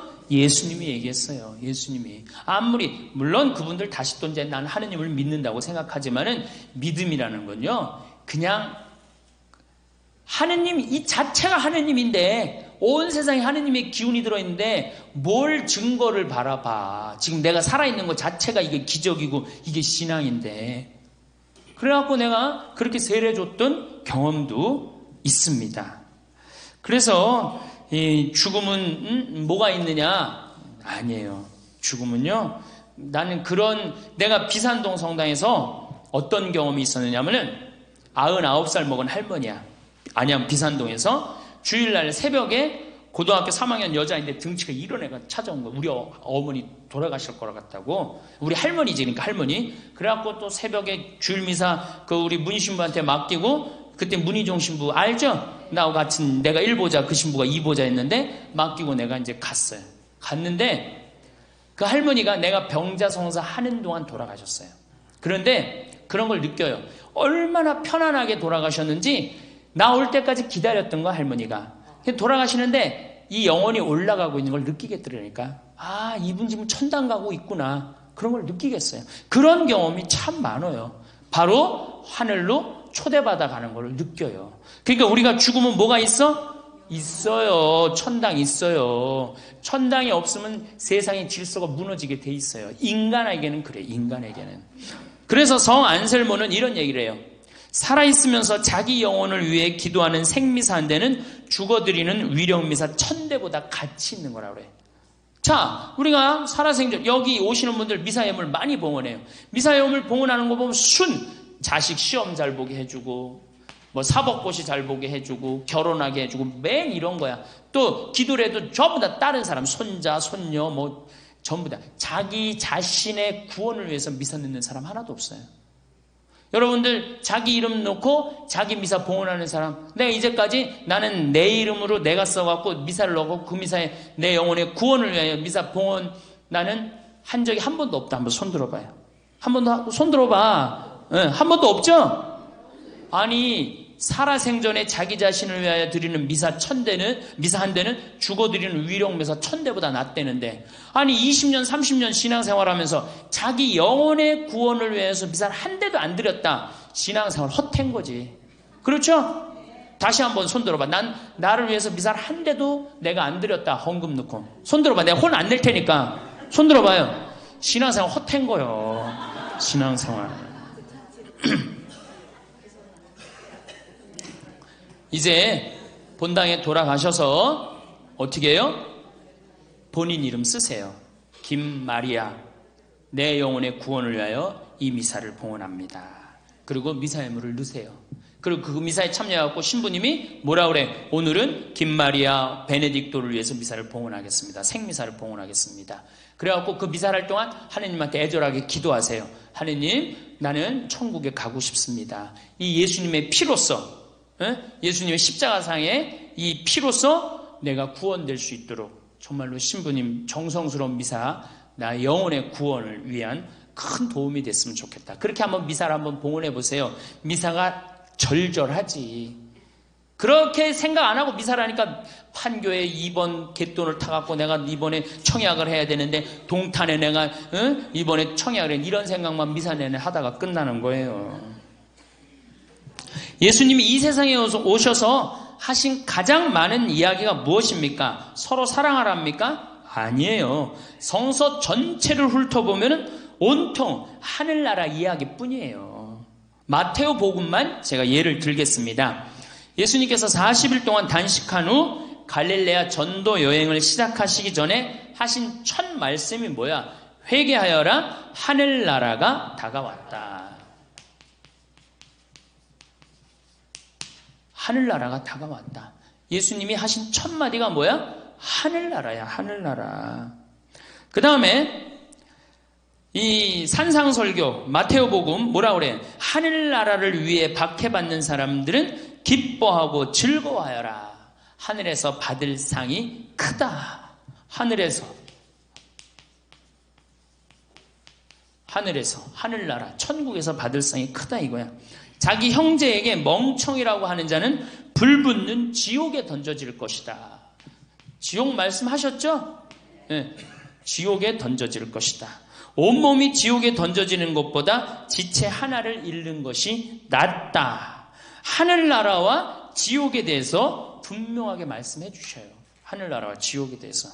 누구든지 사람들 앞에서 나를 안다고 증언하면 나도 하늘에 계신 내 아버지 앞에서 그를 안다고 증언할 것이다. 하늘에 계신.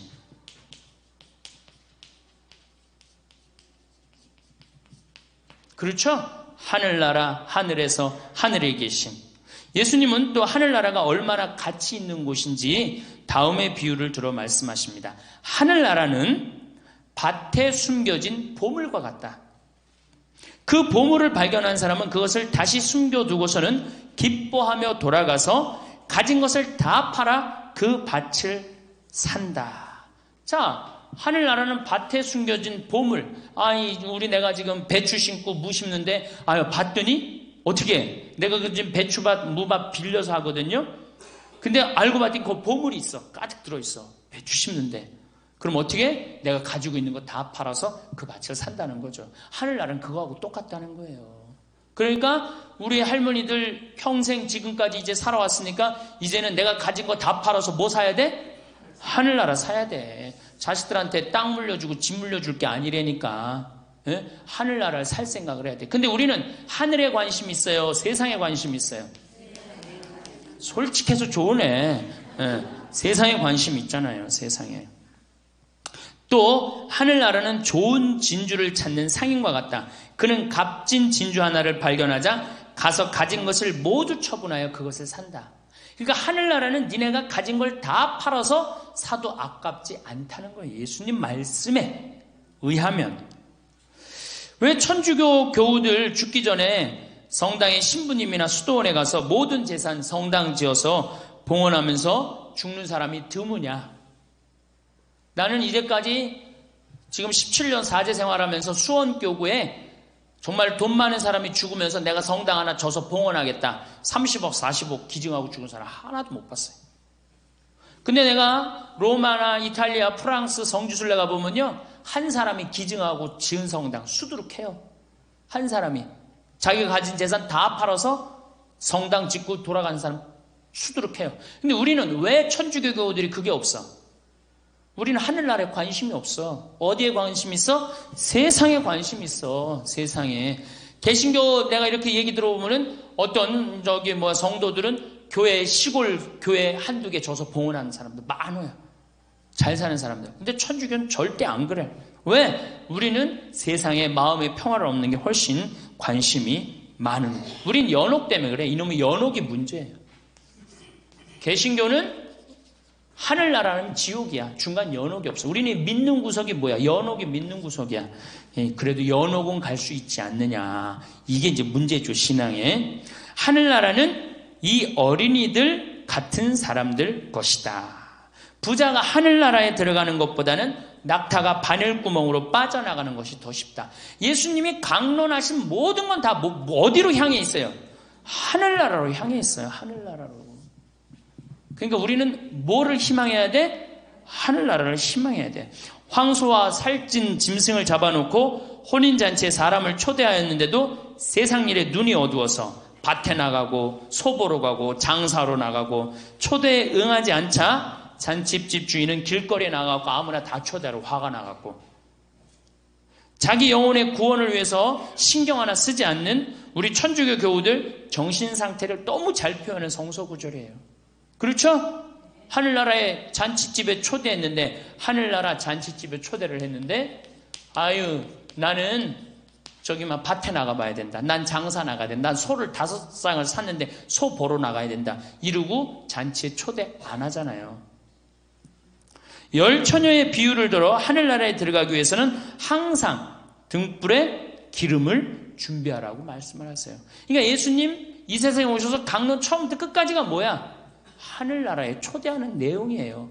그리고 십자가에 못 박혀 돌아가시면서 뭐라 그래? 나는 너희들의 구원을 위하여 천국의 문을 열기 위해서 십자가를 진다. 이런 말씀을 하세요. 마태복음 8장에 이런 얘기 나와요. 사람이 온 세상을 얻고도 제 목숨을 잃으면 무슨 소용이 있느냐? 사람이 제 목숨을 무엇과 바꿀 수 있겠느냐?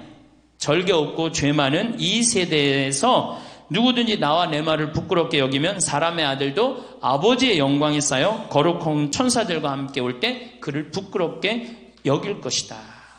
예수님이 온 세상을 얻는다 해도 자기 영혼을 구원하지 못하면 무슨 소용이 있느냐고 말씀을 하세요. 그러니까 이제 우리 할머니들 이제 뭐가 제일 중요해? 이제 지금부터 내 영혼의 구원을 살 만큼 살았잖아. 애도 나보고 시집도 가보고 해볼 거 다 했잖아. 그러니까 이제 이 세상에 이제 욕심 내지 말고 이제 어디다 욕심 내세요? 하늘나라를 욕심 내세요. 마음을 다 비우시고. 우리는 미사 내내 우리의 구원을 위하여 기도하고 있습니다. 참회 예절을 마치고 사제가는 기도문을 가만히 들어보세요. 전능하신 하느님, 저희에게 자비를 베푸시어 죄를 용서하시고 어디로 이끌어달라 그래? 영원한 생명으로 이끌어달라 그래. 영원한 생명. 그렇죠? 사도신경 마지막에 뭐라 그래?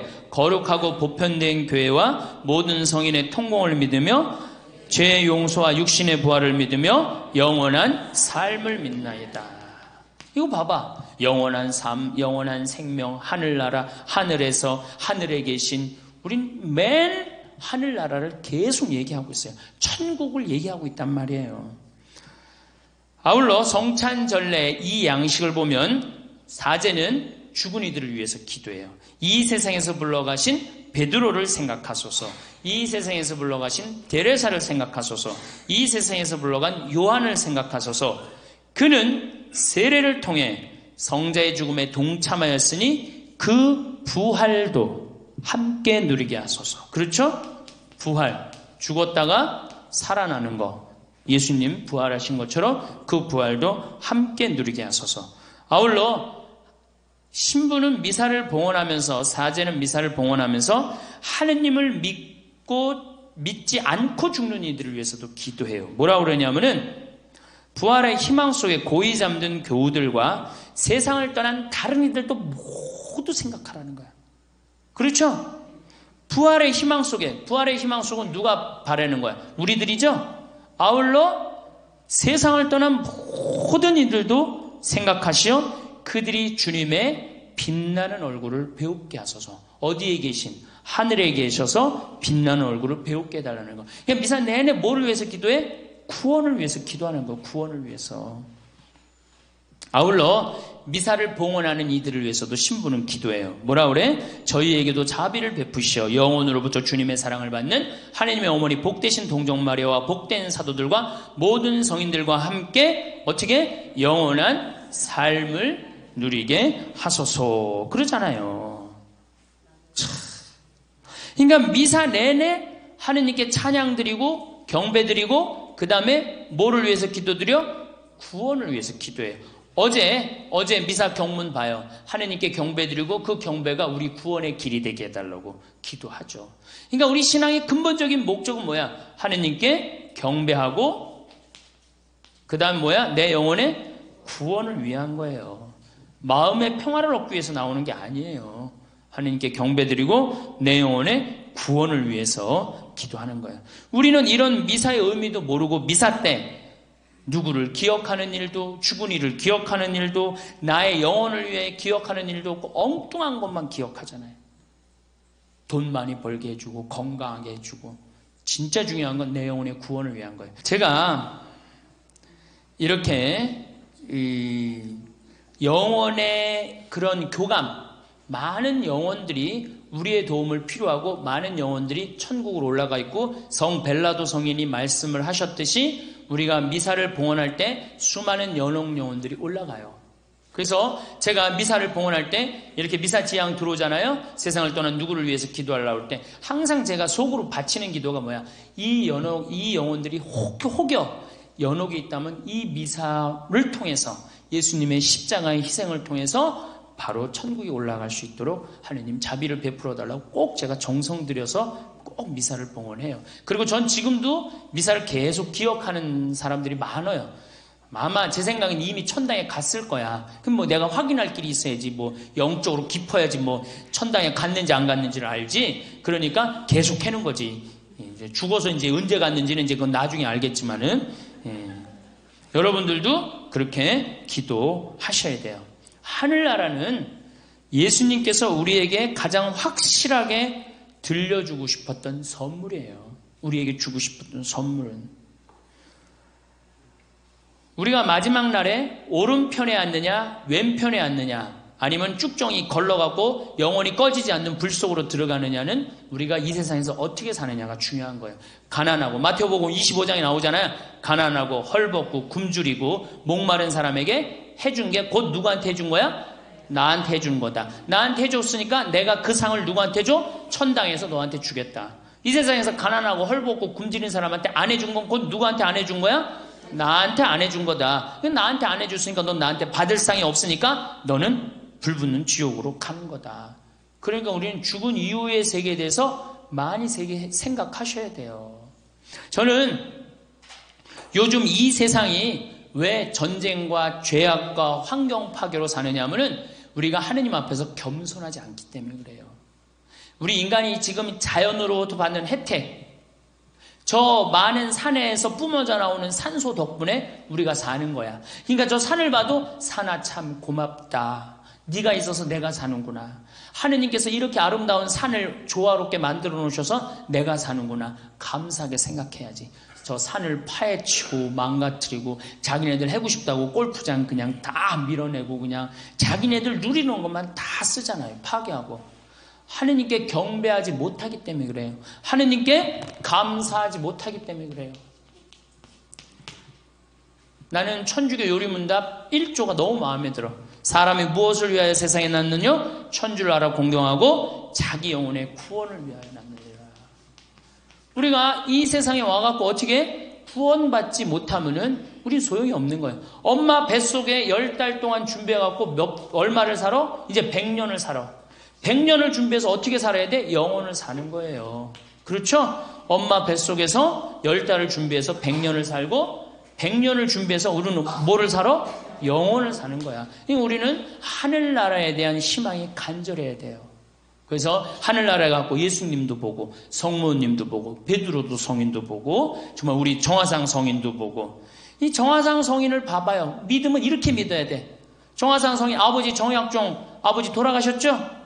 순교해서 1801년에 정정의 엘리사벳 유소사 체칠레아 엄마 여동생 다 죽었어요. 1839년에 하느님을 믿는다는 이유 하나로 양반주의 다 포기하고 마지막으로 목숨까지 바쳐서 하느님을 믿었단 말이에요. 우리 선조들은 온전히 믿었어. 하느님을 온전히. 우리는 양다리 걸쳐서 믿어. 세상도 누리고 싶고 하늘나라도 있는 것 같고 왔다 갔다 하는 거죠. 그러지 말고 온전히 믿으세요. 그래야지 우리가 정말로 죽었을 때 정말로 천국의 찬란한 빛 속에서 영광스러운 하느님 오른편에 앉으실 수 있는 거예요. 그래서 여러분들 앞으로 하느님께 경배드리고 또 어떻게 내 영혼의 구원을 위해서 미사 때 간절히 기도하시면은 사실 그러고 나면요 세상 걱정 하나도 없어요. 세상 근심 걱정할 게 하나도 없어. 이 세상 그 짧은 거 뭐 그렇게 매달려갖고 고통스럽게 연연하고 그래요. 영원한 생명을 희망하는 우리들인데 하느님의 상속자가 된 우리들인데 그러니까 우리는 그때 뭐를 누릴 수 있어? 마음의 평화를 누릴 수가 있는 거예요. 자, 어렸을 때부터 마리 씨가 된다는 얘기 많이 들으시면서 사셨을 텐데요. 등산 모임이 있는 날에 한 친구가 나오지 못했습니다. 손자를 봐야 한답니다. 그 사정을 모를 리 없지만 유독 한 친구가 버럭 소리를 냅니다. 그 친구 왜 그리 살아? 그러니 허구한 날 붙잡혀 살지.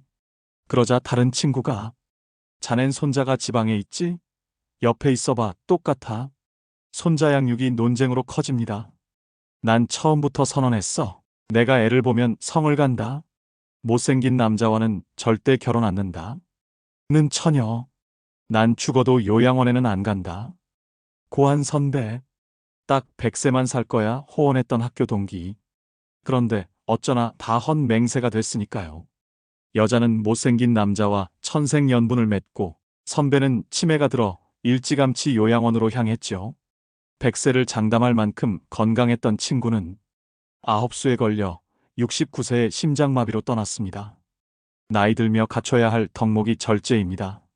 삶에 고루 적용되는 말이지만 여기에는 조심하라는 뜻이 있지요. 무엇보다 말 조심하라는 것입니다. 듣는 귀가 둘인데 비해 말하는 입은 하나뿐인 것도 같은 이유입니다. 우리가 수없이 내뱉는 말에는 사람을 살리는 말도 있지만 죽이는 말도 많습니다. 같은 말인데도 누구는 복이 되는 말을 하고 누구는 독이 되는 말을 합니다.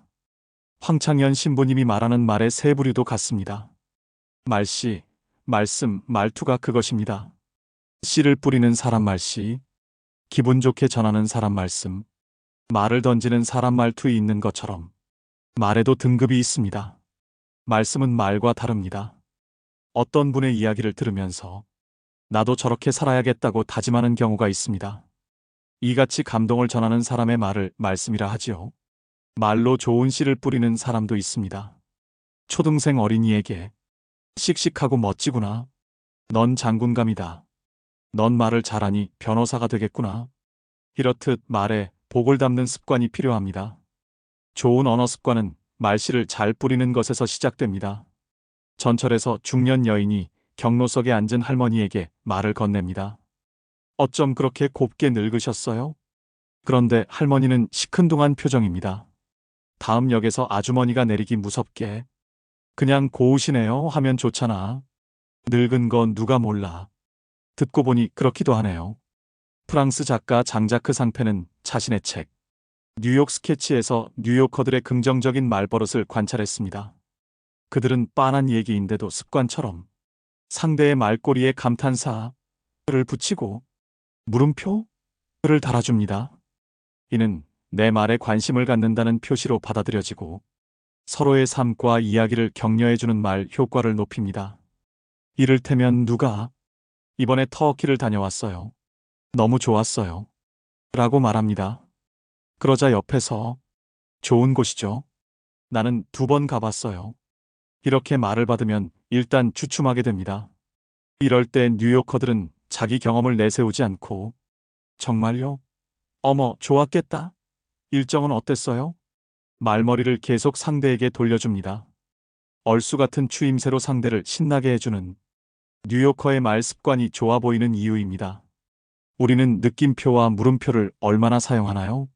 자기를 앞세운 대화를 하게 되면 상대의 말에 이러한 부호를 찍어주기가 어려워집니다. 오늘도 내가 한 말을 돌아보면서 느낌표와 물음표가 인색했음을 깨닫습니다. 내 말에 감탄하며 나의 감정과 안부를 물어주는 사람만큼 귀한 사람은 없을 것입니다. 말이란 닦을수록 빛나고 향기가 납니다. 말할 때도 역지사지가 필요합니다. 말을 나눌 때는 상대방의 입장을 늘 염두에 두라고 합니다. 적어도 실언이나 허언 같은 말 실수는 막아야 하니까요. 그러면 덤으로 얻는 것도 있습니다. 어쩌면 그리 말을 예쁘게 하세요? 복 들어올 말만 하시네요. 마지막으로 가족, 친구할 것 없이 인간관계에서 절대 해서는 안 될 말 5가지에 대해 살펴보겠습니다. 첫 번째, 나의 사생활을 필요 이상 말하지 마라. 사람을 만나면 벙어리가 되어라. 슬픔을 나누면 약점이 되고 기쁨을 나누면 시기가 된다. 사람의 이기적 본성은 타인의 고통에 둔감하게 만든다. 따라서 나의 사생활을 진심으로 걱정하고 위로해주는 사람은 거의 없다. 아니면 내 이야기가 주변에 퍼져서 심심풀이 주제로 소비되거나 언젠가 비수가 되어 나에게 돌아올 뿐이다. 내가 한번 내뱉은 말은 더 이상 비밀이 될 수 없다. 내가 뱉은 말은 점점 살이 붙기 마련이다. 또한 자신에 대해 과도하게 털어놓으면 사람들과 더 가까워지기보다 오히려 멀어지는 것을 경험하게 된다. 인간관계는 시간이 갈수록 계속해서 변화한다. 지금은 아주 가깝지만 몇 년 뒤는 어떻게 될지 모르는 게 사람 사이다. 시절인연이란 말도 있듯이 어떤 관계도 영원할 수 없다. 특히 우정은 한순간 깨지기 때문에 다른 사람에게 내 치부를 드러내기 전에 신중하게 생각해라. 반드시 후회한다. 만약 나의 깊은 사생활을 잘 아는 사람과 관계가 안 좋아지면 쓸데없이 신경 써야 하는 일이 많이 생길 것이다. 특히 나의 안 좋은 습관들이나 불행한 가정사는 더욱 타인의 판단과 비판에 노출되지 않게 조심해야 한다.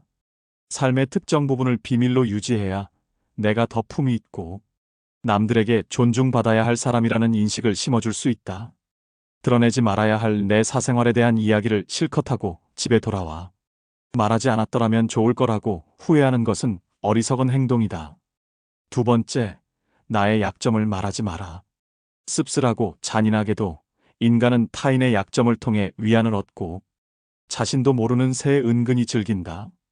친할 때는 간이고 쓸개고 모두 다 줄 것처럼 하다가도 조금만 서운하면 쉽게 돌아서는 것이 갈대보다 잘 흔들리는 인간의 마음이다. 내 약점을 다른 이들에게 말한다고 해서 도움과 위로를 받을 것이라고 생각하지 마라. 해결을 위한 노력을 하는 것과 동시에 그것들을 당신 혼자만 알고 있어라. 약점을 고치지도 못하면서 늘 인식하고 있다면 스스로를 위축시킬 뿐이다. 자신의 약점을 빨리 고치거나 잊어버려라. 약점은 누군가의 도움을 받아서가 아닌 스스로 극복해야 하는 것이며 동시에 스스로 극복할 수 있음을 명심해라. 옛말의 사람은 모두 입안에 도끼를 가지고 태어난다. 어리석은 사람은 말을 함부로 하여 그 도끼로 자신을 찢고 만다라고 했다. 말은 한 사람의 입에서 나와서 1000사람의 귀로 들어간다. 질병은 입을 쫓아 들어가고 화근은 입을 쫓아 나온다. 어쩔 수 없이 약점을 얘기해야 할 때도 결코 전부를 드러낼 필요는 없다. 우정이 깊지 않은 사람과 깊은 대화를 나누지 말라. 말은 한 번 입으로 내뱉어버리면 2번 다시 주워 담을 수 없기 때문에 항상 조심해야 한다. 내가 이 말을 해도 적절한가? 내가 후회하지 않을 것인가 하고 한 번 더 생각하라. 수다쟁이처럼 말을 많이 한다고 인기가 좋아지는 것도 아니고 인정을 더 받을 수 있는 것도 아니다. 괜한 말 한마디에 실수로 그동안 쌓아온 명성과 이미지를 쓸어내버릴지도 모른다. 들려주어도 괜찮은 말이 있고 감추는 것이 더 나은 이야기도 있다. 상대에게 말을 해야 할지 말아야 할지 판단이 서지 않을 때는 먼저 상대를 주의 깊게 살펴보면서 그 사람의 인격에 대한 확신이 설 때까지 기다려라. 그러면 말해도 좋을지 비밀로 해야 할지가 분명해지기 마련이다. 세 번째, 다른 사람의 단점을 말하지 마라. 다른 사람의 단점과 허물을 쉽게 말하지 않는다. 누군가를 욕하는 것은 나 자신을 부정적으로 보이게 하고 자신의 명상을 손상시킨다.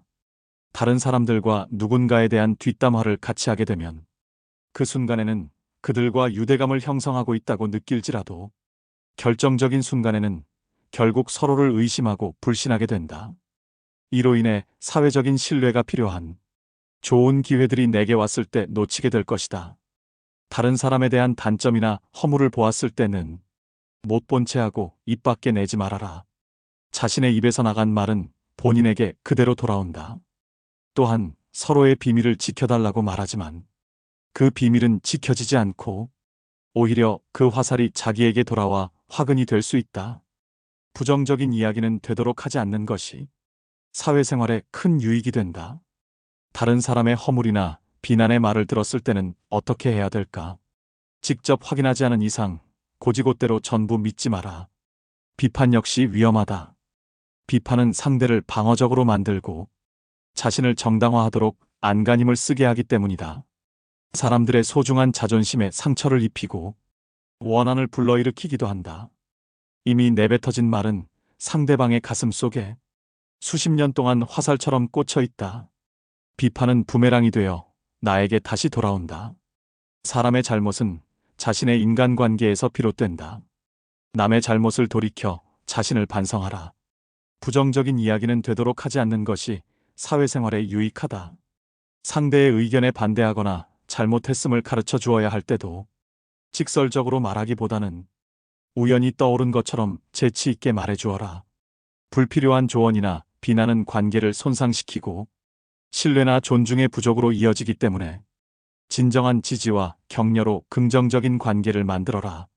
특히 가까운 친구나 가족처럼 편한 사이에서는 더욱 조심해야 한다. 충고라면서 이게 다 너를 위해서 하는 말이야 라고 하는 것은 실상은 너는 틀렸고 나는 맞다라는 뜻이다. 부정적인 말과 뒷담화 그리고 불필요한 조언은 언제 어디서든 결국 나 자신에게 해가 된다. 우리 각자는 남들이 100% 이해할 수 없는 개인의 사정이 다 있기 마련이다. 그냥 공감해주고 들어주는 것만으로도 그 사람은 고마움을 느낄 것이다. 행동은 말보다 더 많은 무게와 힘을 가진다. 네 번째, 나를 자랑하지 마라. 조금 아는 바가 있다 해서 스스로 뽐내며 남을 깔본다면 장님이 촛불을 들고 걷는 것 같아. 남은 비춰주지만 자신은 밝히지 못한다. 무심코 내뱉은 자랑이 뜻밖의 오해를 부르거나 상대방 질투의 이유가 되는 경우가 많다. 이 상황을 만든 것은 자랑을 내뱉은 바로 나 자신이다. 그러므로 입을 열 때는 생각 또 생각하라. 특히 자식 자랑하지 마라. 자식 자랑할 것이 많은 사람도 있겠지만 대부분은 다들 자식 때문에 한두 가지 걱정거리가 있기 마련이다.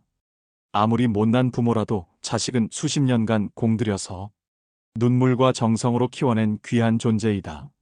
그러니 아무리 내 자식이 잘나고 성공했더라도 그 마음에 소금을 뿌리는 일을 해서는 안 된다. 또한 남들이 나를 칭찬하기 전에 내가 먼저 나를 자랑하고 떠벌리는 것은 나의 가치를 떨어뜨리고 볼품없는 사람으로 만든다. 칭찬은 바람이 불면 한순간에 흩어지는 구름과 같다. 산이 높으면 계곡도 깊듯 명성이 높고 화려할수록 절망과 고통은 더욱더 깊은 법이다. 그러니 칭찬에 연연하지 말라. 자기 자랑만 늘어놓는 사람은 경청하지 않는 사람이고 상대로 하여금 반감을 느끼게 한다. 당장은 필요에 의해 곁에 있더라도 많은 사람들이 점차 그의 곁을 떠날 것이다. 겸손함을 길러 불필요한 시기 질투를 피하라. 오히려 진짜 현명한 사람은 겸손으로 무장해 불필요한 질투심으로부터 자신을 보호한다. 자신의 가치를 알고 있고 다른 사람들로부터 검증을 요구하지 않는다. 특히 자랑거리가 많을수록 능력이 많을수록 상대가 나에게 시기 질투를 느끼지 않도록 하는 것이 제일 좋은 처세다. 인간이란 자기보다 가진 것이 많다고 생각되면 시기 질투하고 자기보다 가진 것이 없다고 생각되면 무시하는 게 본능이다. 아무리 선행이라도 계속 말하면 오만해 보인다. 선행의 진실함이 가려지고 나를 과시하기 위한 수단으로 비춰질 것이다. 굳이 드러내지 않아도 나의 배품을 기억하는 소수의 사람들이 나에게 중요한 도움을 줄 때가 올 것이다. 스스로 옳다고 여기는 사람은 분명하게 판단하지 못하고 스스로 만족해하는 사람은 드러나지 않으며 스스로 뽐내는 사람은 공로가 없어지고 스스로 자랑하는 사람은 오래가지 못한다. 다섯 번째, 내가 가진 돈에 대해 이야기하지 마라. 세상에서 사람을 가장 크게 상처 입히는 세 가지는 번민과 말다툼 그리고 텅 빈 지갑이다. 그 중에서 텅 빈 지갑이 가장 크게 사람을 상처 입힌다. 그러니 가족이나 아무리 친한 친구에게도 내가 돈을 얼마나 많이 가졌는지에 대해 말하지 마라. 인간은 다른 이가 나보다 더 많은 것을 가졌다는 이유만으로도 상처받는 존재다. 앞에서 다들 박수 쳐주면서 함께 기뻐하는 것 같아도 속마음은 그렇지 못하다. 나보다 돈이 적으면 무시하고 많으면 질투하는 게 인간의 본능이다. 돈 자랑도 아무나 하는 게 아니다. 드러난 돈이야. 내가 자랑하지 않아도 남들이 다 안다. 또한 처음 만나는 사람 앞에서 돈 자랑으로 과시하는 것이 절대 다른 사람은 기선제압하는 좋은 방법이 아니다. 오히려 그런 사람은 만나면 돈 냄새가 진동을 해서 자신을 진정으로 도와줄 사람은 코를 막고 떠나가고 돈만 빼먹으려는 사람들만 호시탐탐 입맛을 다시며 우글거리게 된다. 혹여 특히 나와 별 다를 바 없이 살던 지인이 갑자기 부자가 된 경우라면 그 시기 질투의 강도가 세진다. 그러면서도 당연한 듯 무언가를 요구하거나 기대하며 내가 더 받는 것이 당연한 듯 행동하기 쉽다. 결국 관계는 끝을 맺는다. 그렇기에 아무리 친한 친구나 가족이라도 내가 가진 돈에 대한 이야기는 절대 하지 마라. 여섯째, 내 목표에 대해 말하지 마라. 다른 사람에게 나의 목표를 알렸을 때 좋은 결과로 돌아오는 일은 극히 드물다. 그저 내 목표가 정확히 무엇인지 상대방에게 이해시키는데 귀중한 힘을 낭비만 하는 경우가 많다. 사람들의 의견과 관점은 서로 다르고 각자의 경험에 따라 상대적이기 때문이다.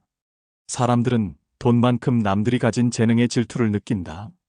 자신보다 뛰어난 사람이 많아지는 것을 경계하기 때문에 지금보다 발전하려는 사람들을 철저히 뭉개려 할 것이다. 아직 시작도 안 한 목표를 남들에게 말하는 것은 내 목표로부터 멀어지는 일이다. 결국 목표를 만들고 성취하는 것은 자신에게 달려 있어. 목표를 향해 어느 정도 진전을 이룰 때까지 혼자 알고 있어라. 내 목표나 꿈은 나 자신에게는 중요하지만 다른 사람들에게는 그리 중요하지 않은 문제이다. 또한 목표를 이루는 과정에서 실패할 가능성도 있기 때문에 목표를 이루기도 전에 말하는 것은 내 약점을 미리 떠벌리는 것과 같고 성숙한 관계에서도 상대에게 부담감을 줄 수 있다. 간혹 타인의 좋은 거, 지지를 구하는 것이 도움이 될 수는 있지만 내가 목표하는 것을 이미 이루었거나 그 분야의 전문가가 아닌 이상에는 조언을 구하지 마라. 목표를 너무 일찍 논의하는 것은 불필요한 에너지를 소비하고 목표를 성취하는데 방해가 될 수 있다. 목표를 알린 타인에게 좋은 평가를 받는 일에 너무 연연한 나머지 지나치게 불안감을 느낄 수 있다. 세상에서 가장 위험한 것은 해보지 않은 자의 조언이다. 나를 이해하지 못하는 사람들의 근거 없는 판단과 평가에 쓸데없이 발목을 잡힐 필요가 없다. 최고의 승리는 자기 자신을 정복하는 것이지 남들에게 정복당하는 것은 최대의 수치이다.